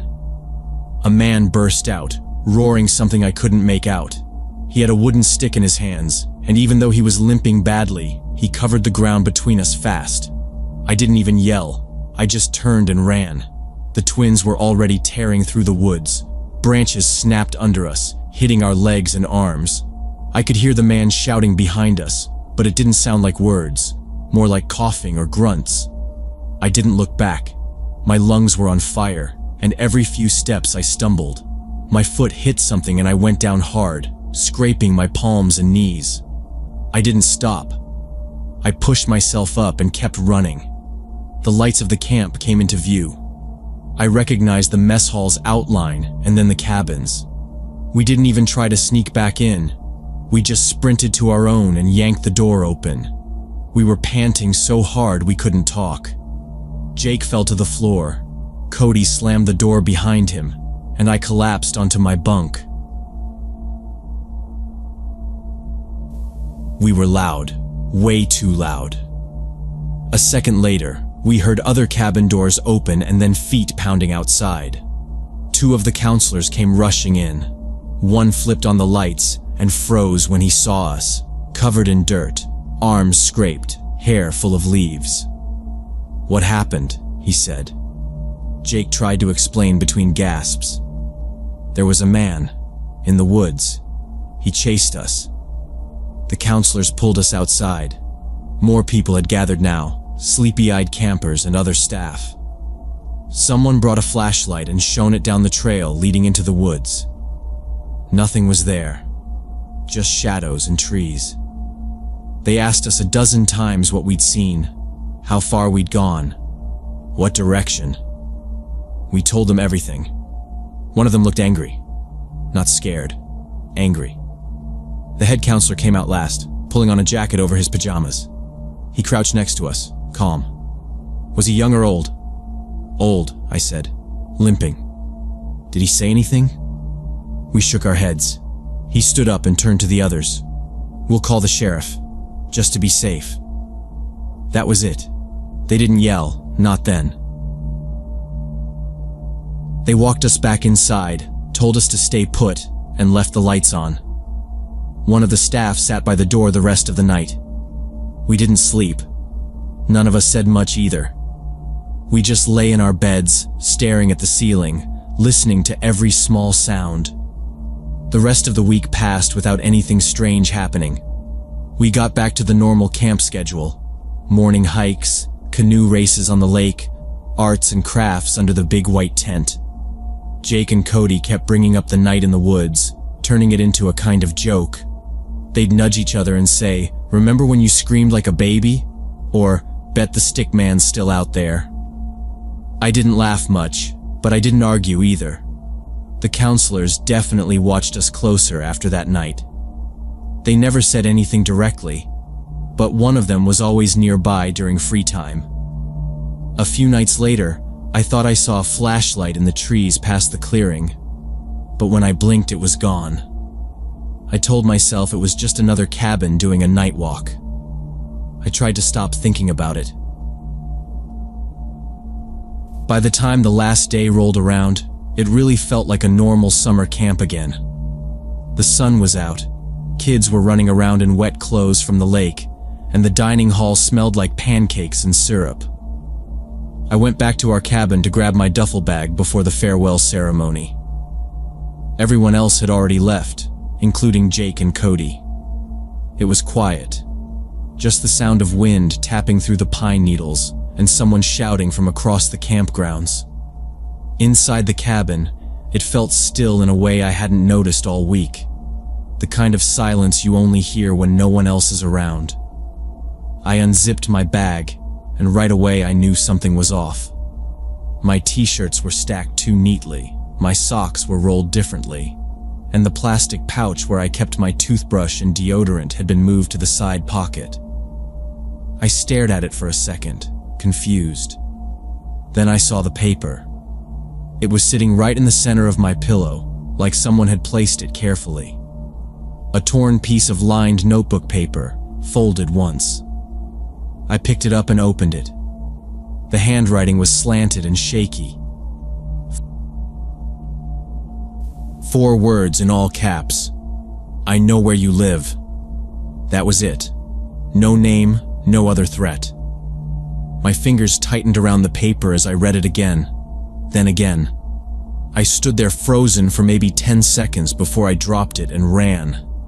I didn't care if the other kids laughed at me. I didn't care about my stuff. I just needed to find an adult. The head counselor was down by the lake with the rest of the campers. I found him talking to a group of parents and pushed the note into his hand without saying anything at first. When he read it, his expression didn't change much, but I saw his eyes narrow. He pulled me aside, asked me what happened, and then called over 2 other counselors. They told me to stay in the main lodge while they searched the cabins. Within 15 minutes, the whole camp was buzzing. The other kids didn't know what was going on, but I could see a few of the counselors walking the edge of the woods, checking behind buildings. Someone called the police. They didn't find anything. No footprints, no signs of forced entry, no missing windows or broken locks. But the cops didn't seem surprised. One of them said they'd been tracking someone for a while, a man living out of his truck, camping deep in the woods. He'd been spotted around a few parks and camps in the past month. People had reported missing backpacks, stolen phones, Weird stuff like that. Nothing violent, but enough to get attention. They said the man avoided people, never tried to hurt anyone, just watched from a distance and took what he could. That part stuck with me more than anything. About a week after camp ended, my mom got a call. The police said they'd caught him. He was sleeping behind a closed gas station off a dirt road about 30 miles from Pine Valley. Inside his truck, they found piles of stuff: jackets, food wrappers, camping gear, and a duffel bag filled with random belongings: sunglasses, wallets, water bottles, even some Polaroids.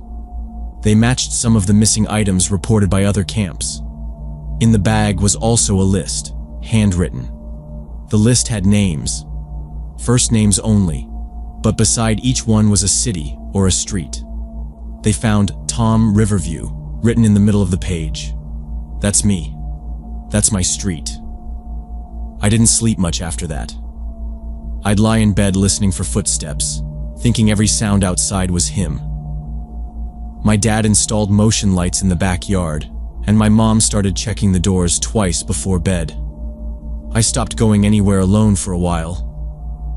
Every time I saw someone sitting in a parked car or walking too slowly on our block, I froze.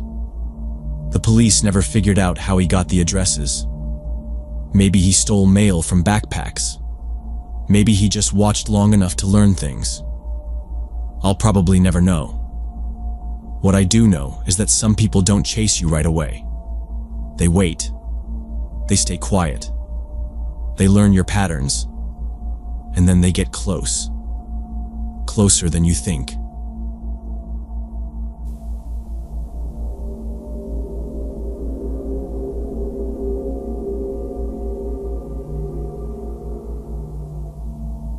So when I was 25, I moved from Boston to Portland for a software job.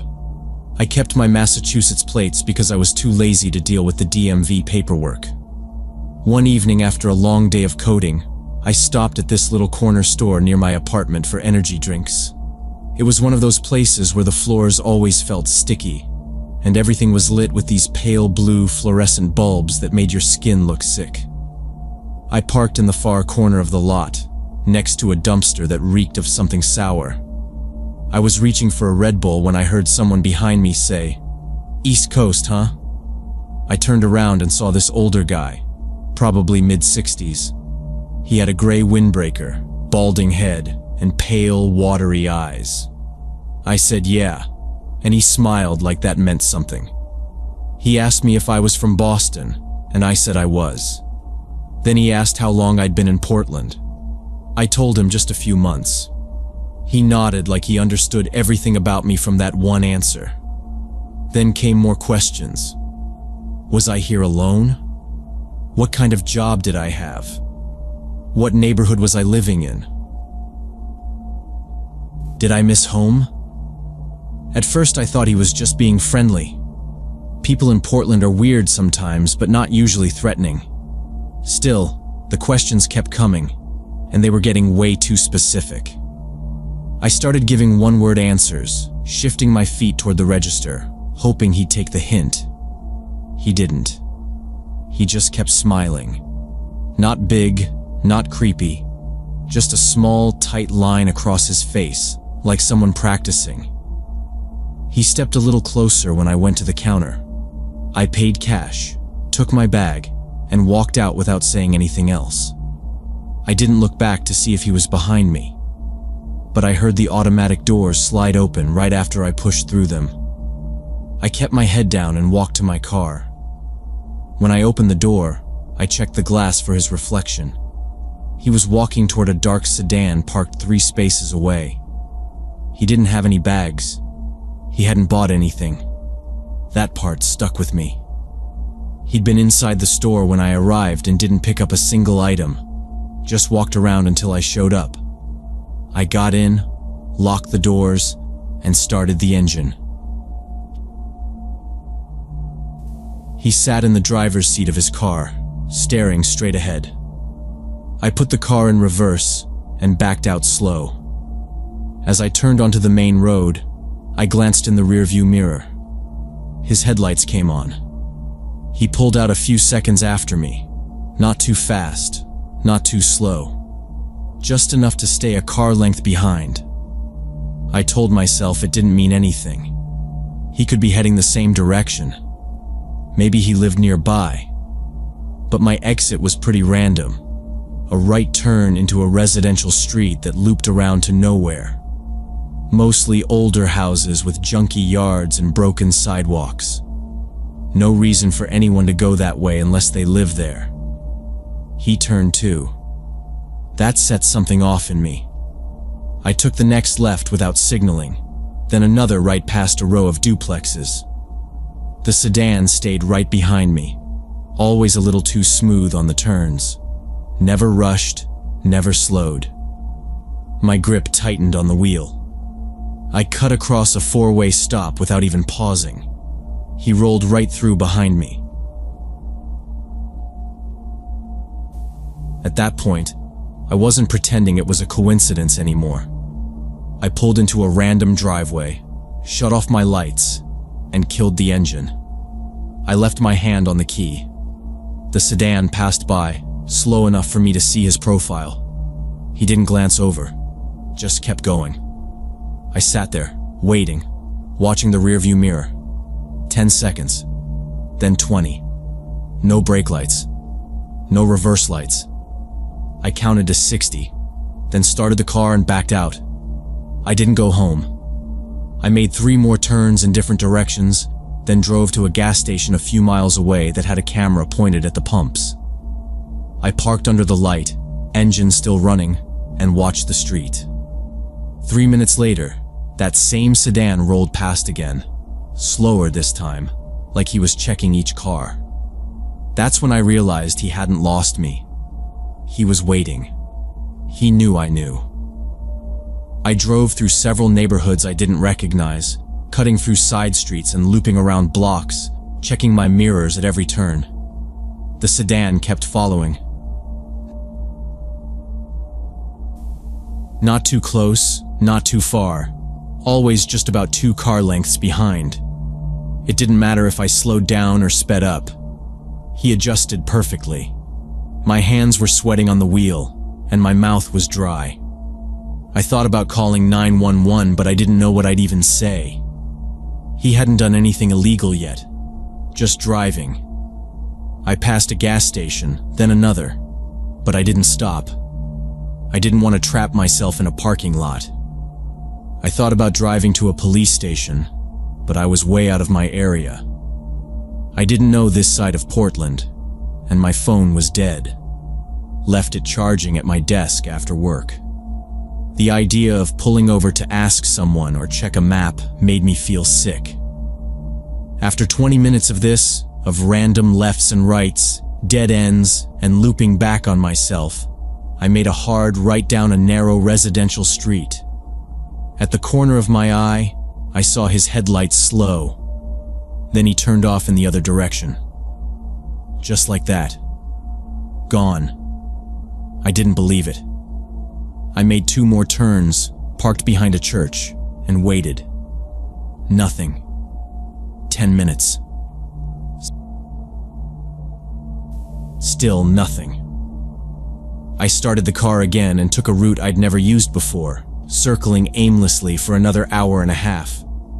I kept thinking maybe he was ahead of me now, waiting somewhere, or behind a corner ready to fall back in line. I didn't want to go home and lead him there. That was the part that scared me the most, that he wanted to know where I lived, that maybe he already knew. I finally pulled into a 24-hour grocery store, sat in the lot near the carts, and watched the street for another 20 minutes. No sign of him. I checked my rearview mirror over and over, but nothing. Still, I stayed put until I couldn't keep my eyes open anymore. I drove home just after midnight. The streets were quiet. No cars behind me. I still took the long way, doubling back twice. When I finally parked, half a block from my apartment, I waited in the car for a few minutes. No movement, no headlights, just a trash can rattling in the wind. I locked the door behind me, turned on every light, and barely slept. The next morning, I called my building manager and asked about the covered parking garage. I said my car had been scraped the week before and I was worried about vandalism. He told me there was a list, but he'd add my name. Said I might get a space in a month or two. I thanked him and hung up. After that, I stopped going to that corner store. I changed my route to work every day.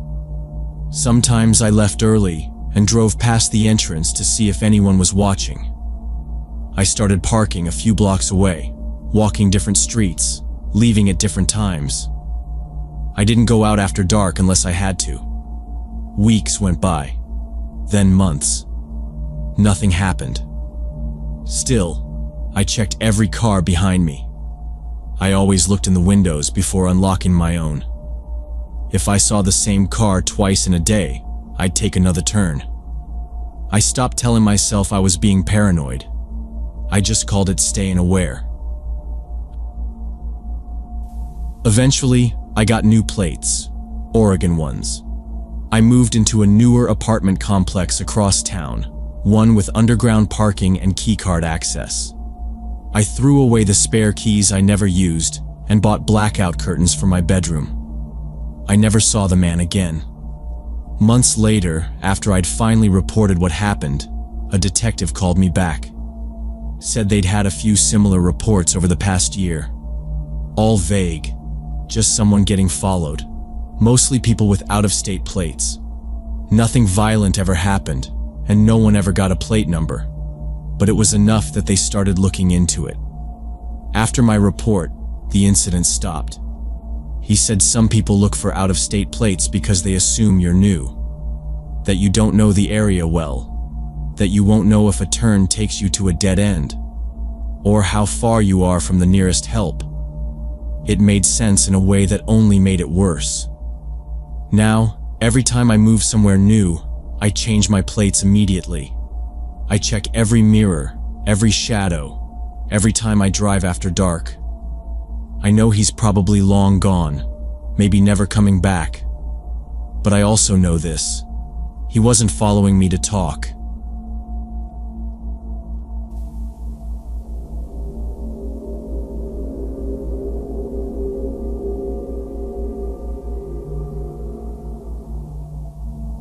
When I was 20, I lived alone in a one-bedroom apartment just outside of town. My dad worked nights as a security guard, so I was used to being by myself in the late hours. It was a decent setup, cheap rent, quiet neighbors, and enough space for what I needed. I usually stayed up late, scrolling my phone or watching shows with the volume low. That night wasn't any different. I was halfway through a movie when I heard the knock. It was soft but sharp. 3 fast taps, like someone unsure if they really wanted to knock in the first place. I froze and looked at the clock. It was 2:04 a.m. I muted the TV and listened. Nothing else followed. I waited a few seconds, then got up and walked to the door as quietly as I could. The hallway light was off, but enough of the street lamp came through the peephole to make out the figure. It was a young woman. She looked maybe 17 or 18. Straight dark hair, light hoodie, jeans. Her hands were up like she didn't want to scare anyone, and her face had this nervous, slightly panicked expression. I glanced toward the street and noticed a car parked right outside the building, headlights still on. A gray 4-door, maybe a Toyota. Couldn't tell who was in the driver's seat, if anyone. I leaned closer to the door without opening it. "Who is it?" I called through. She stepped back a little so I could see her better. "Hi, sorry to bother you. My car broke down. I think it might be the battery or something. Could you come take a look?" I hesitated. "I don't really know anything about cars," I said. She nodded quickly. "It's okay. I just need someone to see if the dashboard lights up. Maybe check if any fuses look burned out." I asked if she had a phone. She said it was dead. I offered to call a tow truck for her. "No," she said immediately, her voice sharp for a second before softening again. "No, I don't want to pay for that. I think it's something simple. Please, could you just take a quick look?" I didn't move.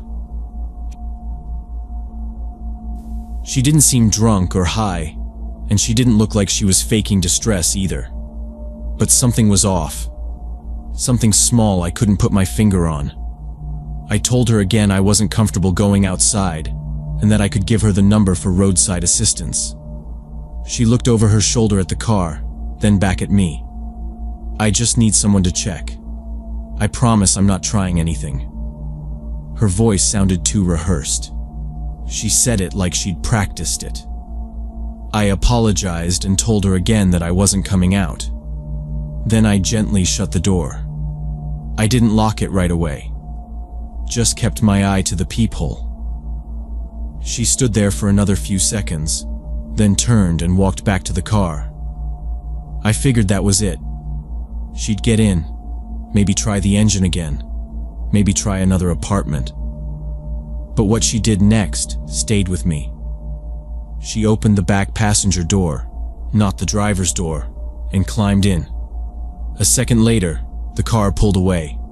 No delay, no engine startup sounds. The car was already on. Someone had been in the driver's seat the whole time. I stood there, hands still resting on the deadbolt. I didn't lock the door until the red taillights disappeared from the street. Then I backed away and sat down. The movie still paused on the TV. My chest felt tight. I kept replaying it. The way she insisted I come outside. The way she didn't want to involve professionals. The way she didn't even try to ask for a phone charger.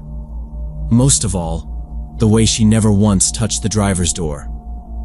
It wasn't her car. Or if it was, she wasn't the one driving it. I sat there another 10 minutes, lights off, phone in my hand. I didn't know if I should call the police. What would I say? No crime had happened, but I knew what almost had. Someone had tried to lure me out, tried to get me out of my apartment at 2 in the morning. They had timed it, picked someone young-looking, probably female, to make the request seem safer, and I almost fell for it. I didn't sleep the rest of that night. Every sound from the hallway made me jump. I moved a chair in front of the door. Even though the bolt was locked, I wanted something solid between me and the outside. I didn't tell my dad the next day. He'd just worry. But I did start double-checking the peephole, even when I was expecting delivery. I started carrying a flashlight and pepper spray when taking the trash out, even though it was only 20 steps to the dumpster. I never saw that car again. Never saw the girl again. But the look on her face stayed with me. Not scared, not desperate. Practiced. I deadbolted the door and turned off all the lights in my apartment. I turned off the TV too, even though the silence made the place feel more tense. Then I sat by the living room window and pulled the curtain back just enough to watch the street. The gray car was gone, but I couldn't stop thinking it might come back. Every few minutes, a car would pass by, and I'd tense up, waiting to see if it slowed down. I didn't see anything, but that didn't make me feel better. My hands were still shaking. My mouth was dry. I kept going over what would have happened if I had stepped out, if I'd followed her to the car. She didn't even have a phone. That alone should have tipped me off. What would they have done? Thrown me in the back seat? Was there someone with a weapon? Were they planning to rob me or take me somewhere else? I didn't know how many were in the car. There could have been 2. Or more. Eventually, I called my dad. I didn't want to scare him, but I had to talk to someone. I told him everything. How she knocked, what she said, how she got into the back seat and the car drove off. He was quiet for a few seconds, then asked, "You okay now?" I said I was fine, that nothing happened. He said he could leave work early, but I told him not to. It was already past 3 in the morning, and I didn't want him to get in trouble. I just needed to talk to someone who would take it seriously. He told me to keep the door locked and get some rest. I said I would, even though I knew I wouldn't. The next morning, I got up early and made coffee, even though I felt like I hadn't slept. I sat at the kitchen table staring at the cold mug for a while before finally picking up the phone and calling the police. I didn't know if they'd care since technically nothing happened, but they took it seriously. An officer came by in the afternoon to take my statement. I told him everything again. He listened without interrupting. Then he said there had been similar calls in the last few months. Different neighborhoods, but the same story. A young woman would approach people at night, usually at apartment buildings. Always alone, always asking for help with a car. But when people got suspicious or asked too many questions, she'd leave. In a few of those cases, people who did go outside got robbed. One guy ended up in the hospital with a broken jaw. The officers said they thought it was a group working together, maybe trying to abduct people, maybe just robbing them. He said it was smart I didn't go out. He told me to install motion lights if I didn't have any, and not to open the door for anyone I didn't know, no matter what. I thanked him and went online right after he left. I ordered a motion sensor light and a basic security camera that would alert me through my phone. I also replaced the screws on my door lock with longer ones, just in case. In the days that followed, I kept checking the footage from my camera, even though nothing happened. I kept watching the street every night before bed. I knew it was probably over, but I couldn't stop thinking about the knock, the girl's face, the way she walked straight to the back seat. 2 weeks later, I heard from the old woman who lived 2 doors down that someone else had come around again at night. Same story. Young girl, car trouble, wouldn't take help over the phone. The man in that apartment said no, and she walked away. Car drove off. Then it happened again the following week, 1 building over. No one got hurt either time, but both neighbors reported it. The police started driving through more often after that. I saw patrol cars at least twice a night, which helped a little. But they never caught the people. The gray car never came back to my window, but I didn't feel safe there anymore. 6 months later, I moved. I told myself it was just for work, closer to the bus stop, better rent.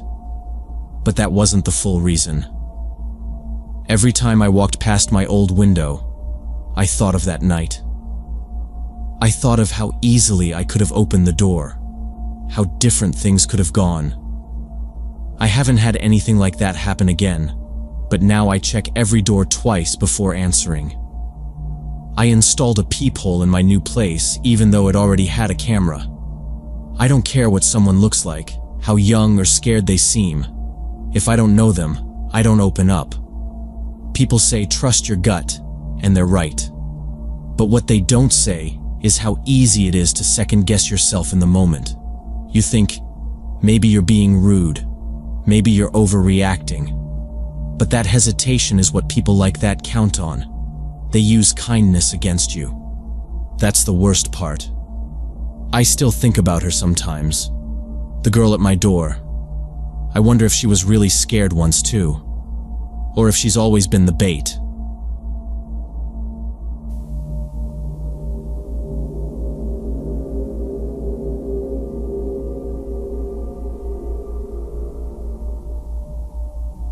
It happened when I was 23 and working at a factory job that stressed me out constantly.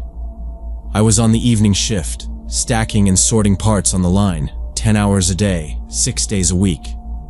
My back was always sore and the noise never stopped, not even during lunch breaks.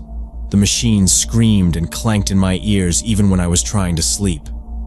The only thing that helped me decompress was this old quarry on the edge of town. It had been shut down for decades, filled with rainwater over the years.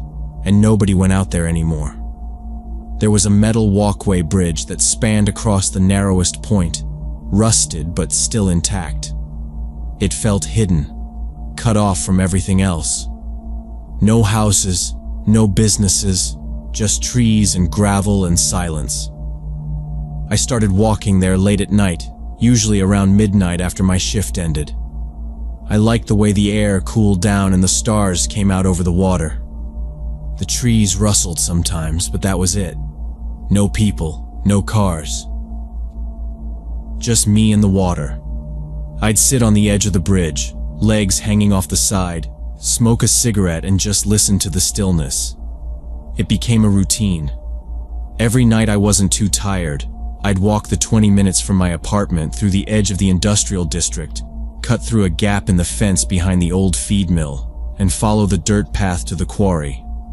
It always felt safe. Nobody else ever showed up there. I did that for maybe 6 or 7 months without anything unusual happening. I knew the layout well. How the moonlight reflected on the water. How the metal groaned a little when I stepped on the bridge.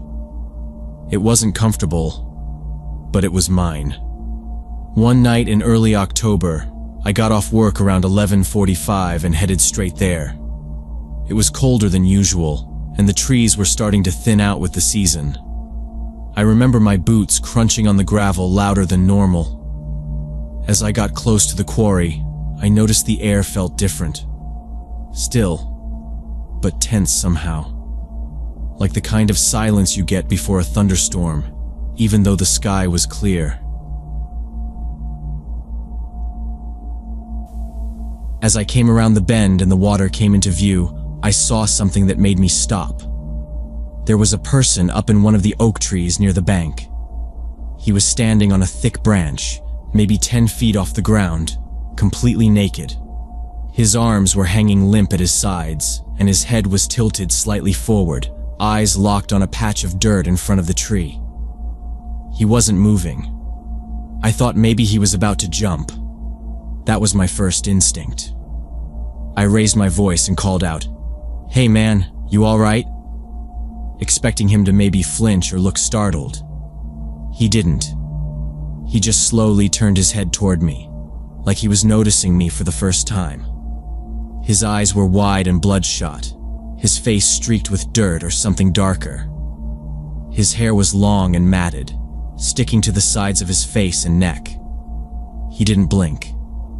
He opened his mouth and started mumbling. I couldn't make out any words, just a low, wet noise that made no sense. He didn't raise his voice, didn't wave his arms, just stood there, talking to the air, or maybe to the ground. I stayed still for a second, just watching.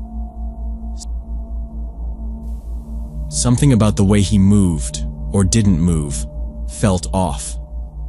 His chest rose and fell like he was breathing hard, but he wasn't shaking or swaying like someone up in a tree should be. I took a slow step forward and tried again.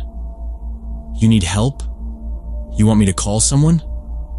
No answer, just more mumbling. I thought maybe he was high, or mentally ill, or both. I tried stepping closer, just enough so I could see him better in the moonlight. That's when everything changed. He looked straight at me and his voice suddenly snapped into clarity. "Back off or I'll slit your fucking throat." His tone was flat and low but loud enough to echo a little across the water. I froze. He wasn't looking past me or around me. He was looking right at me. Still wasn't moving, still up in that tree. But the energy in his body had changed. His muscles were tensed now, his feet pressing hard against the branch like he was ready to leap. I slowly raised my hands a little, not saying anything, and took one step back. His eyes didn't leave mine. "You hear me?" he said again, louder this time. "Don't come any closer. I'll kill you." His voice cracked at the end of the sentence. Not with emotion, more like his throat was raw. He shifted a little, knees bending slightly, like he was ready to drop down. I scanned the ground around him and saw something metallic reflecting near the base of the tree. Looked like a can, maybe a knife next to it. My first thought was to back up, leave, pretend I hadn't seen him. But I couldn't turn my back on him. Not yet. I took one more step backward, slow as I could manage. "All right," I said, voice even. "Okay, I'm leaving. Just stay there." He didn't say anything back, but he didn't move either. I kept stepping back, trying not to blink or lose sight of him. When I reached the edge of the trees, I turned and started walking fast but quiet down the trail. I didn't run. Didn't want him thinking I was a threat or afraid. But once I got to the old feed mill fence, I picked up speed. Didn't stop walking until I was back on the sidewalk near my apartment. I didn't sleep that night. I kept thinking about his face, the way his eyes locked onto mine. The way he didn't seem cold even though it was barely 50 degrees out. The next morning, I thought about calling the police. But what could I say? There was a naked guy in a tree? It didn't seem like they'd do anything, so I didn't go back to the quarry. Not that night. Not the next. Not for a while. The man suddenly jumped down from the tree and hit the ground with a heavy thud. For a second, he crouched there like an animal deciding whether to pounce. Then he let out a raw scream and started running straight at me. I didn't wait to see what he was holding. I just turned and ran. My boots slipped on the loose gravel and I nearly fell right there. But I caught myself and bolted toward the trail. He was behind me, crashing through the underbrush, shouting about how I was trying to steal his home and how I'd ruined everything. His voice cracked and rose in pitch, like he wasn't fully in control of it anymore. Branches whipped at my face and arms as I pushed through the trees. I didn't dare look back. The woods felt tighter than usual, the path barely visible in the dark. My foot caught on a root and I hit the ground hard, rolled, scrambled back up. I could hear him gaining on me, heavy breaths and the sound of leaves tearing beneath his feet. I pushed harder, lungs burning, legs threatening to give out. Just when I thought he was close enough to reach out and grab my jacket, I broke through the tree line and into the edge of the residential area. The streetlights flickered on the sidewalk, and the distant hum of traffic reached my ears. I stopped and turned. Nothing. The path behind me was empty. No footsteps, no shouting, just the quiet hiss of wind through the trees. I stood there for a long minute, trying to slow my breathing, hands on my knees, chest heaving. My shirt was soaked with sweat, and I could feel blood trickling down my arm from one of the branches. I waited, staring into the woods, expecting to see him come tearing out of the trees again. But he didn't. Eventually, I walked home, fast and looking over my shoulder the whole time. My front door had never looked so good. As soon as I got inside, I locked everything and grabbed my phone. I called the police and told them what happened. The woman on the line asked me a lot of questions. I gave her all the details I could, what he looked like, where I saw him, what he said. I tried to keep my voice calm, but it was shaky and rushed. They said they would send someone to check the quarry and asked me to stay available for follow-up. About 20 minutes later, an officer arrived and took my statement in person. He was quiet while I talked, only nodding and scribbling notes. When I finished, he looked up and asked me to describe the man again, more carefully. I did, and after a moment he said they might have an idea who it was. He said a patient had gone missing from the state psychiatric hospital a few months ago. Early 40s, long hair, thin, probably hadn't been taking his meds. They'd been looking for him ever since, but hadn't found a trace. He said the man wasn't classified as a violent risk, but his mental condition could make him unpredictable. I asked if they thought he'd been living out there the whole time, and the officer shrugged. "Could be," he said. "That place is pretty far off grid." He left after giving me a card and telling me to call if I remembered anything else.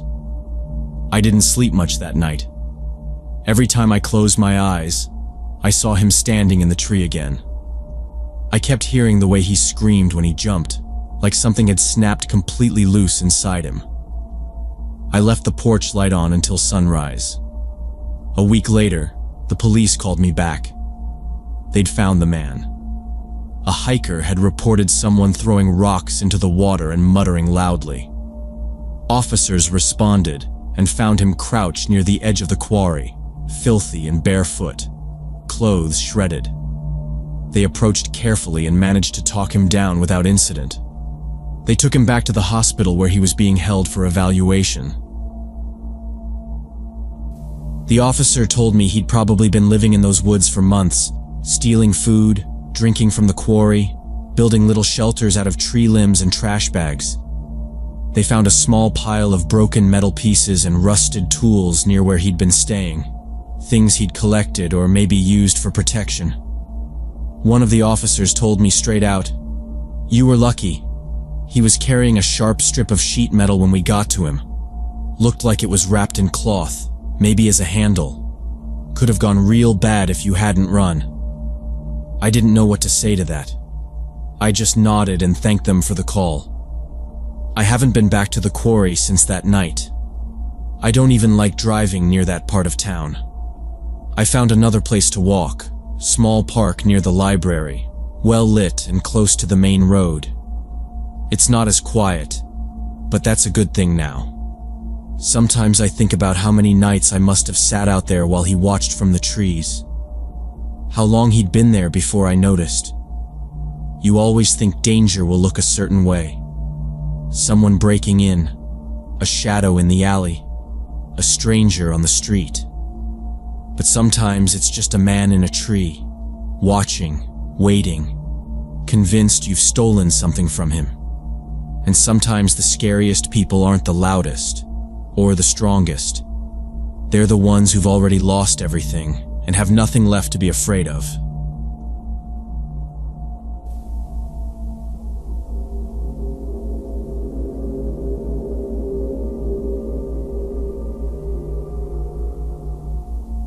When I was 12, I was staying over at my friend Ben's house while his parents were out working the night shift. It was a Friday, and we'd already decided we were going to stay up late and play video games until we passed out. Around 8 p.m., we ordered a large pepperoni pizza from a local place that Ben's family always used. We kept gaming until the doorbell rang. I remember we both paused the game and Ben jogged to the door while I hung back near the counter to grab the cash. The guy delivering the pizza looked rough. He was maybe in his 40s, with long greasy hair tucked behind his ears, and a wrinkled, slightly stained polo with the store's logo. His eyes looked like he hadn't slept well in days. Ben greeted him and opened the door halfway, while I reached behind me to grab the 20 from the counter. That's when the guy looked over Ben's shoulder and asked, "You boys home alone or your folks around?" Without thinking, I said, "Nah, they're at work until morning."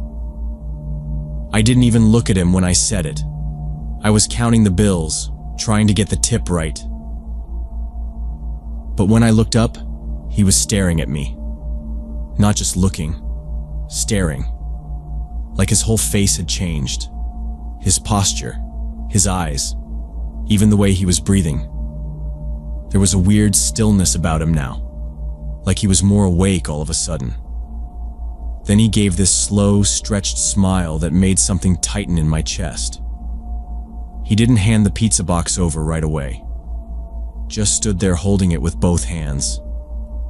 Ben reached out for it, and the guy didn't move, just said, "So what grade you guys in?" Still holding the box. I glanced at Ben, who gave a small shrug, like he wasn't sure if we should answer. I just muttered, "7th." The guy nodded real slow, his eyes still moving between the two of us.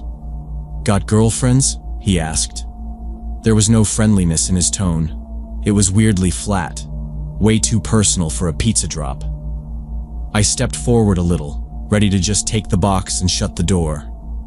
But then he said, "You two seem like cool kids. What are you doing later?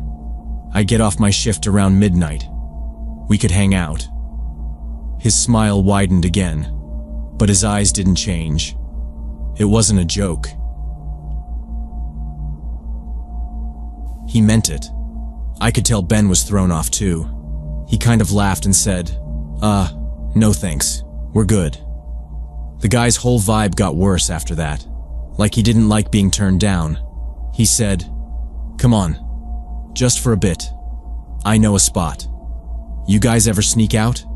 I did that all the time when I was your age." He took a small step forward, not inside, but close enough that I had to take a step back. I could smell the mix of cigarette smoke and something sour on his breath. I held out the 20 and reached for the box, but he didn't hand it over. "You gotta sign," he said, pulling a receipt out of his back pocket. I blinked. We paid cash. He waved the receipt like it was normal. "Company policy," he said, still not giving me the pizza. I glanced at the paper. It was blank. No store name, no printed total. Just a cheap scrap of thermal paper with nothing on it. Ben took a step forward and said, "We don't need to sign anything. Just give us the pizza, man." The delivery guy smiled again and took another step forward. The tip of the box pushed into Ben's chest. I could come in for a second. "Use the bathroom or something. Been out all night." Ben backed up. I moved to the side and said, "You can't come in." He looked at me, and for a second I thought he was going to drop the box and push past us. But then he took a breath, handed over the pizza, and said real slow, "All right, maybe next time." He didn't turn around right away, just stood there, watching us close the door. Even after we locked it, I peeked through the peephole. He was still there, standing on the porch, looking at the door like he was waiting for us to open it again. Ben locked the deadbolt and pulled the curtain over the front window. We didn't speak for a minute. Then he said, "That guy was off." I nodded. "Should we call someone?" he asked. I shook my head. "Just eat and keep the lights on." We turned off the porch light but kept everything else lit. I didn't want to sit by the front of the house, so we ate the pizza in the kitchen. Neither of us said much. Every little sound from outside made us flinch. We heard what might have been a car starting up about 10 minutes later, but I didn't go check. Ben said we should stay in the living room and just keep the TV on until his parents came home. We didn't even go back to the game. Around 10, I went to use the bathroom in the hallway, and when I came back, Ben was standing at the window next to the couch, peeking between the curtain slats. He looked over at me and whispered, "I think he's still out there." When I wouldn't come closer, he reached out fast and grabbed my wrist. His hand was cold and damp like he'd been sweating through his gloves. His grip was tight, stronger than I expected, and I felt my heart jump into my throat. "Hey," he said in this weird, fake cheerful voice. "I just need a signature." His thumb was pressing down on the bone of my wrist, and I yanked my arm back as hard as I could. It made a popping sound in his grip, but I slipped free. Ben didn't even wait. He slammed the door shut with both hands and locked it, then threw the deadbolt across. A second later, the guy started pounding on the door. He was yelling loud enough for the neighbors to hear, but nobody came out. "You kids are being rude," he shouted. "I just want to be friends." Then his tone changed fast, like flipping a switch. "Open the goddamn door. I know where you live." We backed away from the door, and Ben looked like he was about to cry. I grabbed his arm and pulled him toward the back of the house. We ducked into the kitchen, then slipped into the hallway near the laundry room. Ben got his phone out and called his mom at the hospital. It took her a few rings to pick up, and when she did, Ben could barely talk. He just kept saying, He's trying to come in. He won't leave." She told us to check the doors and windows and make sure everything was locked. If he didn't leave, she said, we had to call 911 right away. We crawled upstairs and peeked out of his bedroom window.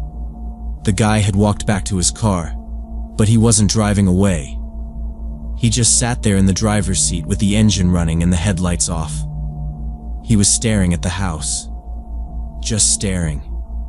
He didn't leave right away. We watched him sit out there for 20 minutes. Neither of us spoke. We just lay on the floor and peeked through the blinds. We didn't eat any more of the pizza. We didn't turn the lights on.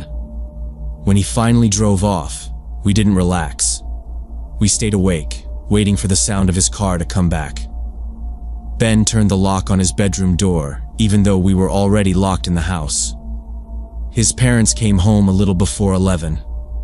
I don't remember hearing the garage door. We were just sitting on the stairs in the dark, and the door opened. His mom saw us and immediately asked what happened. We told them everything. The delivery, the questions, the signature lie, the threats. Ben's dad got mad. Not at us, just mad. He picked up the phone and called the pizza place while his wife sat with us and tried to calm us down. Ben's dad was on the phone for a while. Then he came back into the living room and said, "He's fired." The manager said this isn't the first time he's made people uncomfortable. We sat there while he gave us the corporate complaint line. "They want to know if you want to file a formal report." I said yes. I don't think I could have slept that night if we didn't. We thought it was over after that. We even laughed a little, saying how weird and messed up it all was. The next day, I stayed at Ben's house again because my parents were out of town. Around 8:45, we were playing games again when Ben got quiet. He moved to the window and pulled back the curtain. "The car," he said. "That's the same car." I ran over and looked too. It was parked down the street with its lights off, just sitting there. This time, someone else saw it too. Mr. Rodriguez from next door was watering his lawn. He stopped when he noticed the car. He squinted toward it and started walking over. The moment he got close, the engine fired up and the car peeled off. Ben and I looked at each other. We knew for sure the guy had come back. Maybe to knock again. Maybe worse. He didn't expect someone to be watching this time. Ben's parents weren't calm anymore. His mom called the police right after it happened. They came to the house around 10. A younger officer took our statements. We told him everything, even the small things we thought didn't matter. He wrote down the name the pizza manager gave us and ran the plates based on the neighbor's photo. The officer said these types of things weren't uncommon. "Some of these guys take the job just to learn neighborhoods," he told Ben's dad. "They watch for patterns. Who lives where, when people come and go. They look for houses with kids or women alone. It's not always random." The police promised they'd patrol the neighborhood more. They said the guy hadn't been arrested, but they had enough to keep him on their radar. For the next couple weeks, we saw a cruiser pass by almost every night. We never saw the pizza guy again. Still, I never forgot it. Even now, when I open the door for deliveries, I always keep the screen closed, and I never say I'm alone. I always mention someone in the next room. A brother, a dad, a roommate. Doesn't matter if it's true. That night taught us something. Danger doesn't always look like a stranger in the bushes. Sometimes it looks like a tired guy with a pizza box. A name tag. A car parked under a streetlight. All it takes is one careless answer to turn something normal into something dangerous. We got lucky. But it didn't feel like luck. It felt like a warning.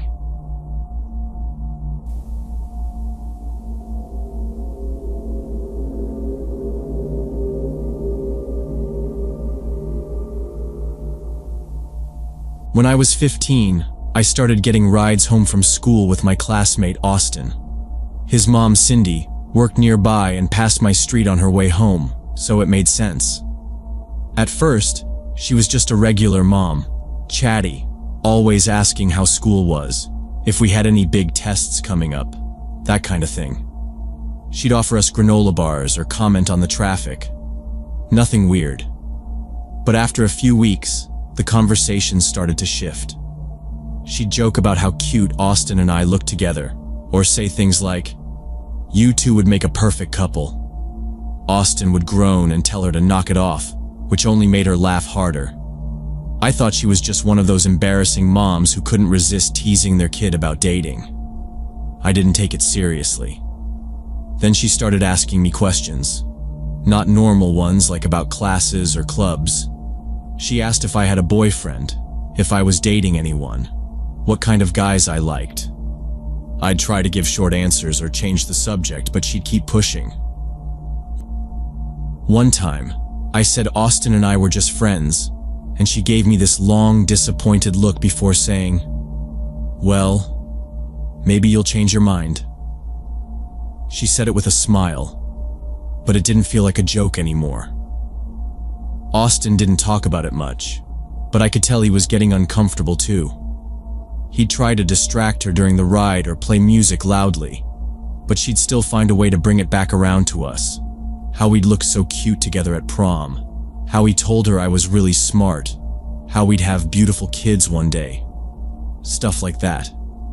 I started dreading the rides, but I needed them.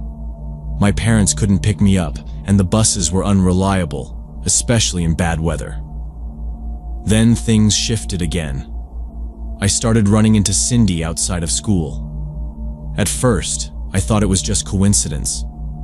Once at the mall, once at the gym I went to on weekends, once at the coffee shop near the library where I sometimes studied. Every time she'd act surprised. "Oh, what a small world." Then pull up a chair and start chatting. She always asked about Austin, always mentioned how much he supposedly talked about me at home. But the way she said it was off. She'd say things like, "He really hopes you'll give him a chance," or, "He's been talking about you non-stop." It didn't line up with how Austin acted at school. He'd never said anything like that to me, never acted flirty or anything beyond normal friendship. So, one afternoon I asked him directly, just casually, like, "Does your mom always talk about me that much?" And the look he gave me was pure confusion. He told me he rarely talked about me at home. Maybe mentioned a project we worked on once, but that was it. He seemed weirded out, like it was the first time he was hearing all this. That's when I realized either she was making stuff up or imagining conversations that never happened. It made me uneasy. Then she started texting me. I still don't know how she got my number. Maybe Austin's phone or maybe one of those school group chats. The messages weren't casual. She'd send photos of Austin, one in his football uniform, another of him smiling at some family barbecue, and ask, "Don't you think he looks handsome here?" Or, "Wouldn't you want a guy like this to be your boyfriend?" The first few I ignored. Then I replied something like, "He's a great friend, but we're not dating." She replied, "Not yet." I showed the text to a few friends. Their reactions were all the same. Raised eyebrows, nervous laughs. A few of them even said it straight out. "That's creepy." One girl told me to block her. Another said I should tell my parents. I didn't block her right away though. I thought maybe if I just didn't respond, she'd stop. But she didn't. There were more coincidences after that. She'd show up at the coffee shop again. Once, she appeared behind me at the self-checkout line in the grocery store. Another time, I caught her walking past my street in the evening, even though that made no sense. Her house was on the other side of town. When I asked her about it, she just smiled and said, "Just taking a walk. It's such a nice neighborhood." Then she asked if I ever had Austin over to study, and if I didn't, maybe I should. The whole thing was getting to me. I started feeling paranoid every time I left the house. I'd look over my shoulder at the gym, glance around at the mall food court. Even in school, I started walking faster through the halls just to avoid bumping into her if she happened to be there early for pickup. My friends noticed. A couple of them offered to start walking me out to the parking lot after school, just to make the handoff to Cindy feel less awkward. It helped a little, but not enough. Then one afternoon, she texted me while I was still in class. It was another photo, Austin in a suit, probably from a wedding or something. And the caption just said, "Wouldn't you love to be by his side for real?" I didn't answer, but she kept typing, "You're special. He needs someone like you. You're the only girl I trust with him." I didn't show that one to my friends. I just sat there staring at my screen, wondering how she convinced herself this made any sense, wondering what exactly she wanted from me, wondering how far she'd go. The first time I saw her outside of somewhere I'd even told people I'd be, it was at my little sister's soccer game on a Saturday morning. It was early, cold, barely any parents in the stands yet, and I was just standing there by the fence with my hood up when I noticed her on the opposite bleacher. She wasn't dressed for the weather. No kid with her. She was just there. She waved. I didn't wave back. I asked her what she was doing there when she came over. She smiled and said, "I was just passing by and saw your name on the schedule. Austin mentioned it last week." I never told Austin my sister even played, and when I checked with him later, he said he had no clue she had a sister at all. That same week, she showed up again, this time at my grandmother's birthday dinner. We were at this little Italian place that none of my friends even knew about.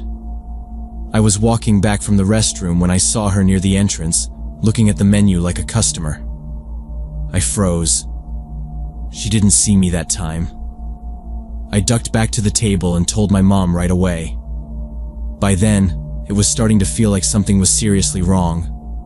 Then she came into my job. I worked weekends at a local bookstore. It was quiet, slow most of the time. She showed up around noon, holding a reusable shopping bag and pretending to browse the cookbooks. Then she came up to the register with a copy of a romance novel and said, "Thought you might like this. It reminded me of you and Austin." I told her I couldn't accept gifts. She smiled and said, "It's from him," and put a small box on the counter. Inside was a silver chain necklace with a tiny heart charm. When I asked Austin about it at school, he looked alarmed. "No, I've never bought you anything," he said. What the hell? That night, I finally told my mom everything. Not just the weird run-ins or the texts, but the gifts, the lies, the constant mentions of Austin. She went quiet, then immediately said we needed to handle this. She wasn't angry. She was scared. The next week, my parents made an appointment with the school counselor. I had to sit down with her and explain it all again. She listened closely, took notes, then asked if Austin could be brought in separately. Later that day, she called my mom and said they were contacting Austin's parents directly. Turns out Cindy had been telling Austin an entirely different story. That I liked him. That I talked about him all the time. That I wanted to ride with them because I enjoyed the time with him. He'd believed it, at least somewhat. He'd thought maybe I was just shy, or didn't want to be obvious about liking him. But the whole thing had been fabricated. Cindy had been controlling the narrative, feeding us both lies. The counselor arranged a meeting with Austin's parents. Cindy came, and according to the staff, she broke down crying midway through. She said she'd been struggling with depression for over a year, and her medication had recently changed. She admitted she'd become too focused on her son's social life, that she'd started to live through it. She said she wanted Austin to be happy, and thought that if he had someone like me, maybe things would settle down.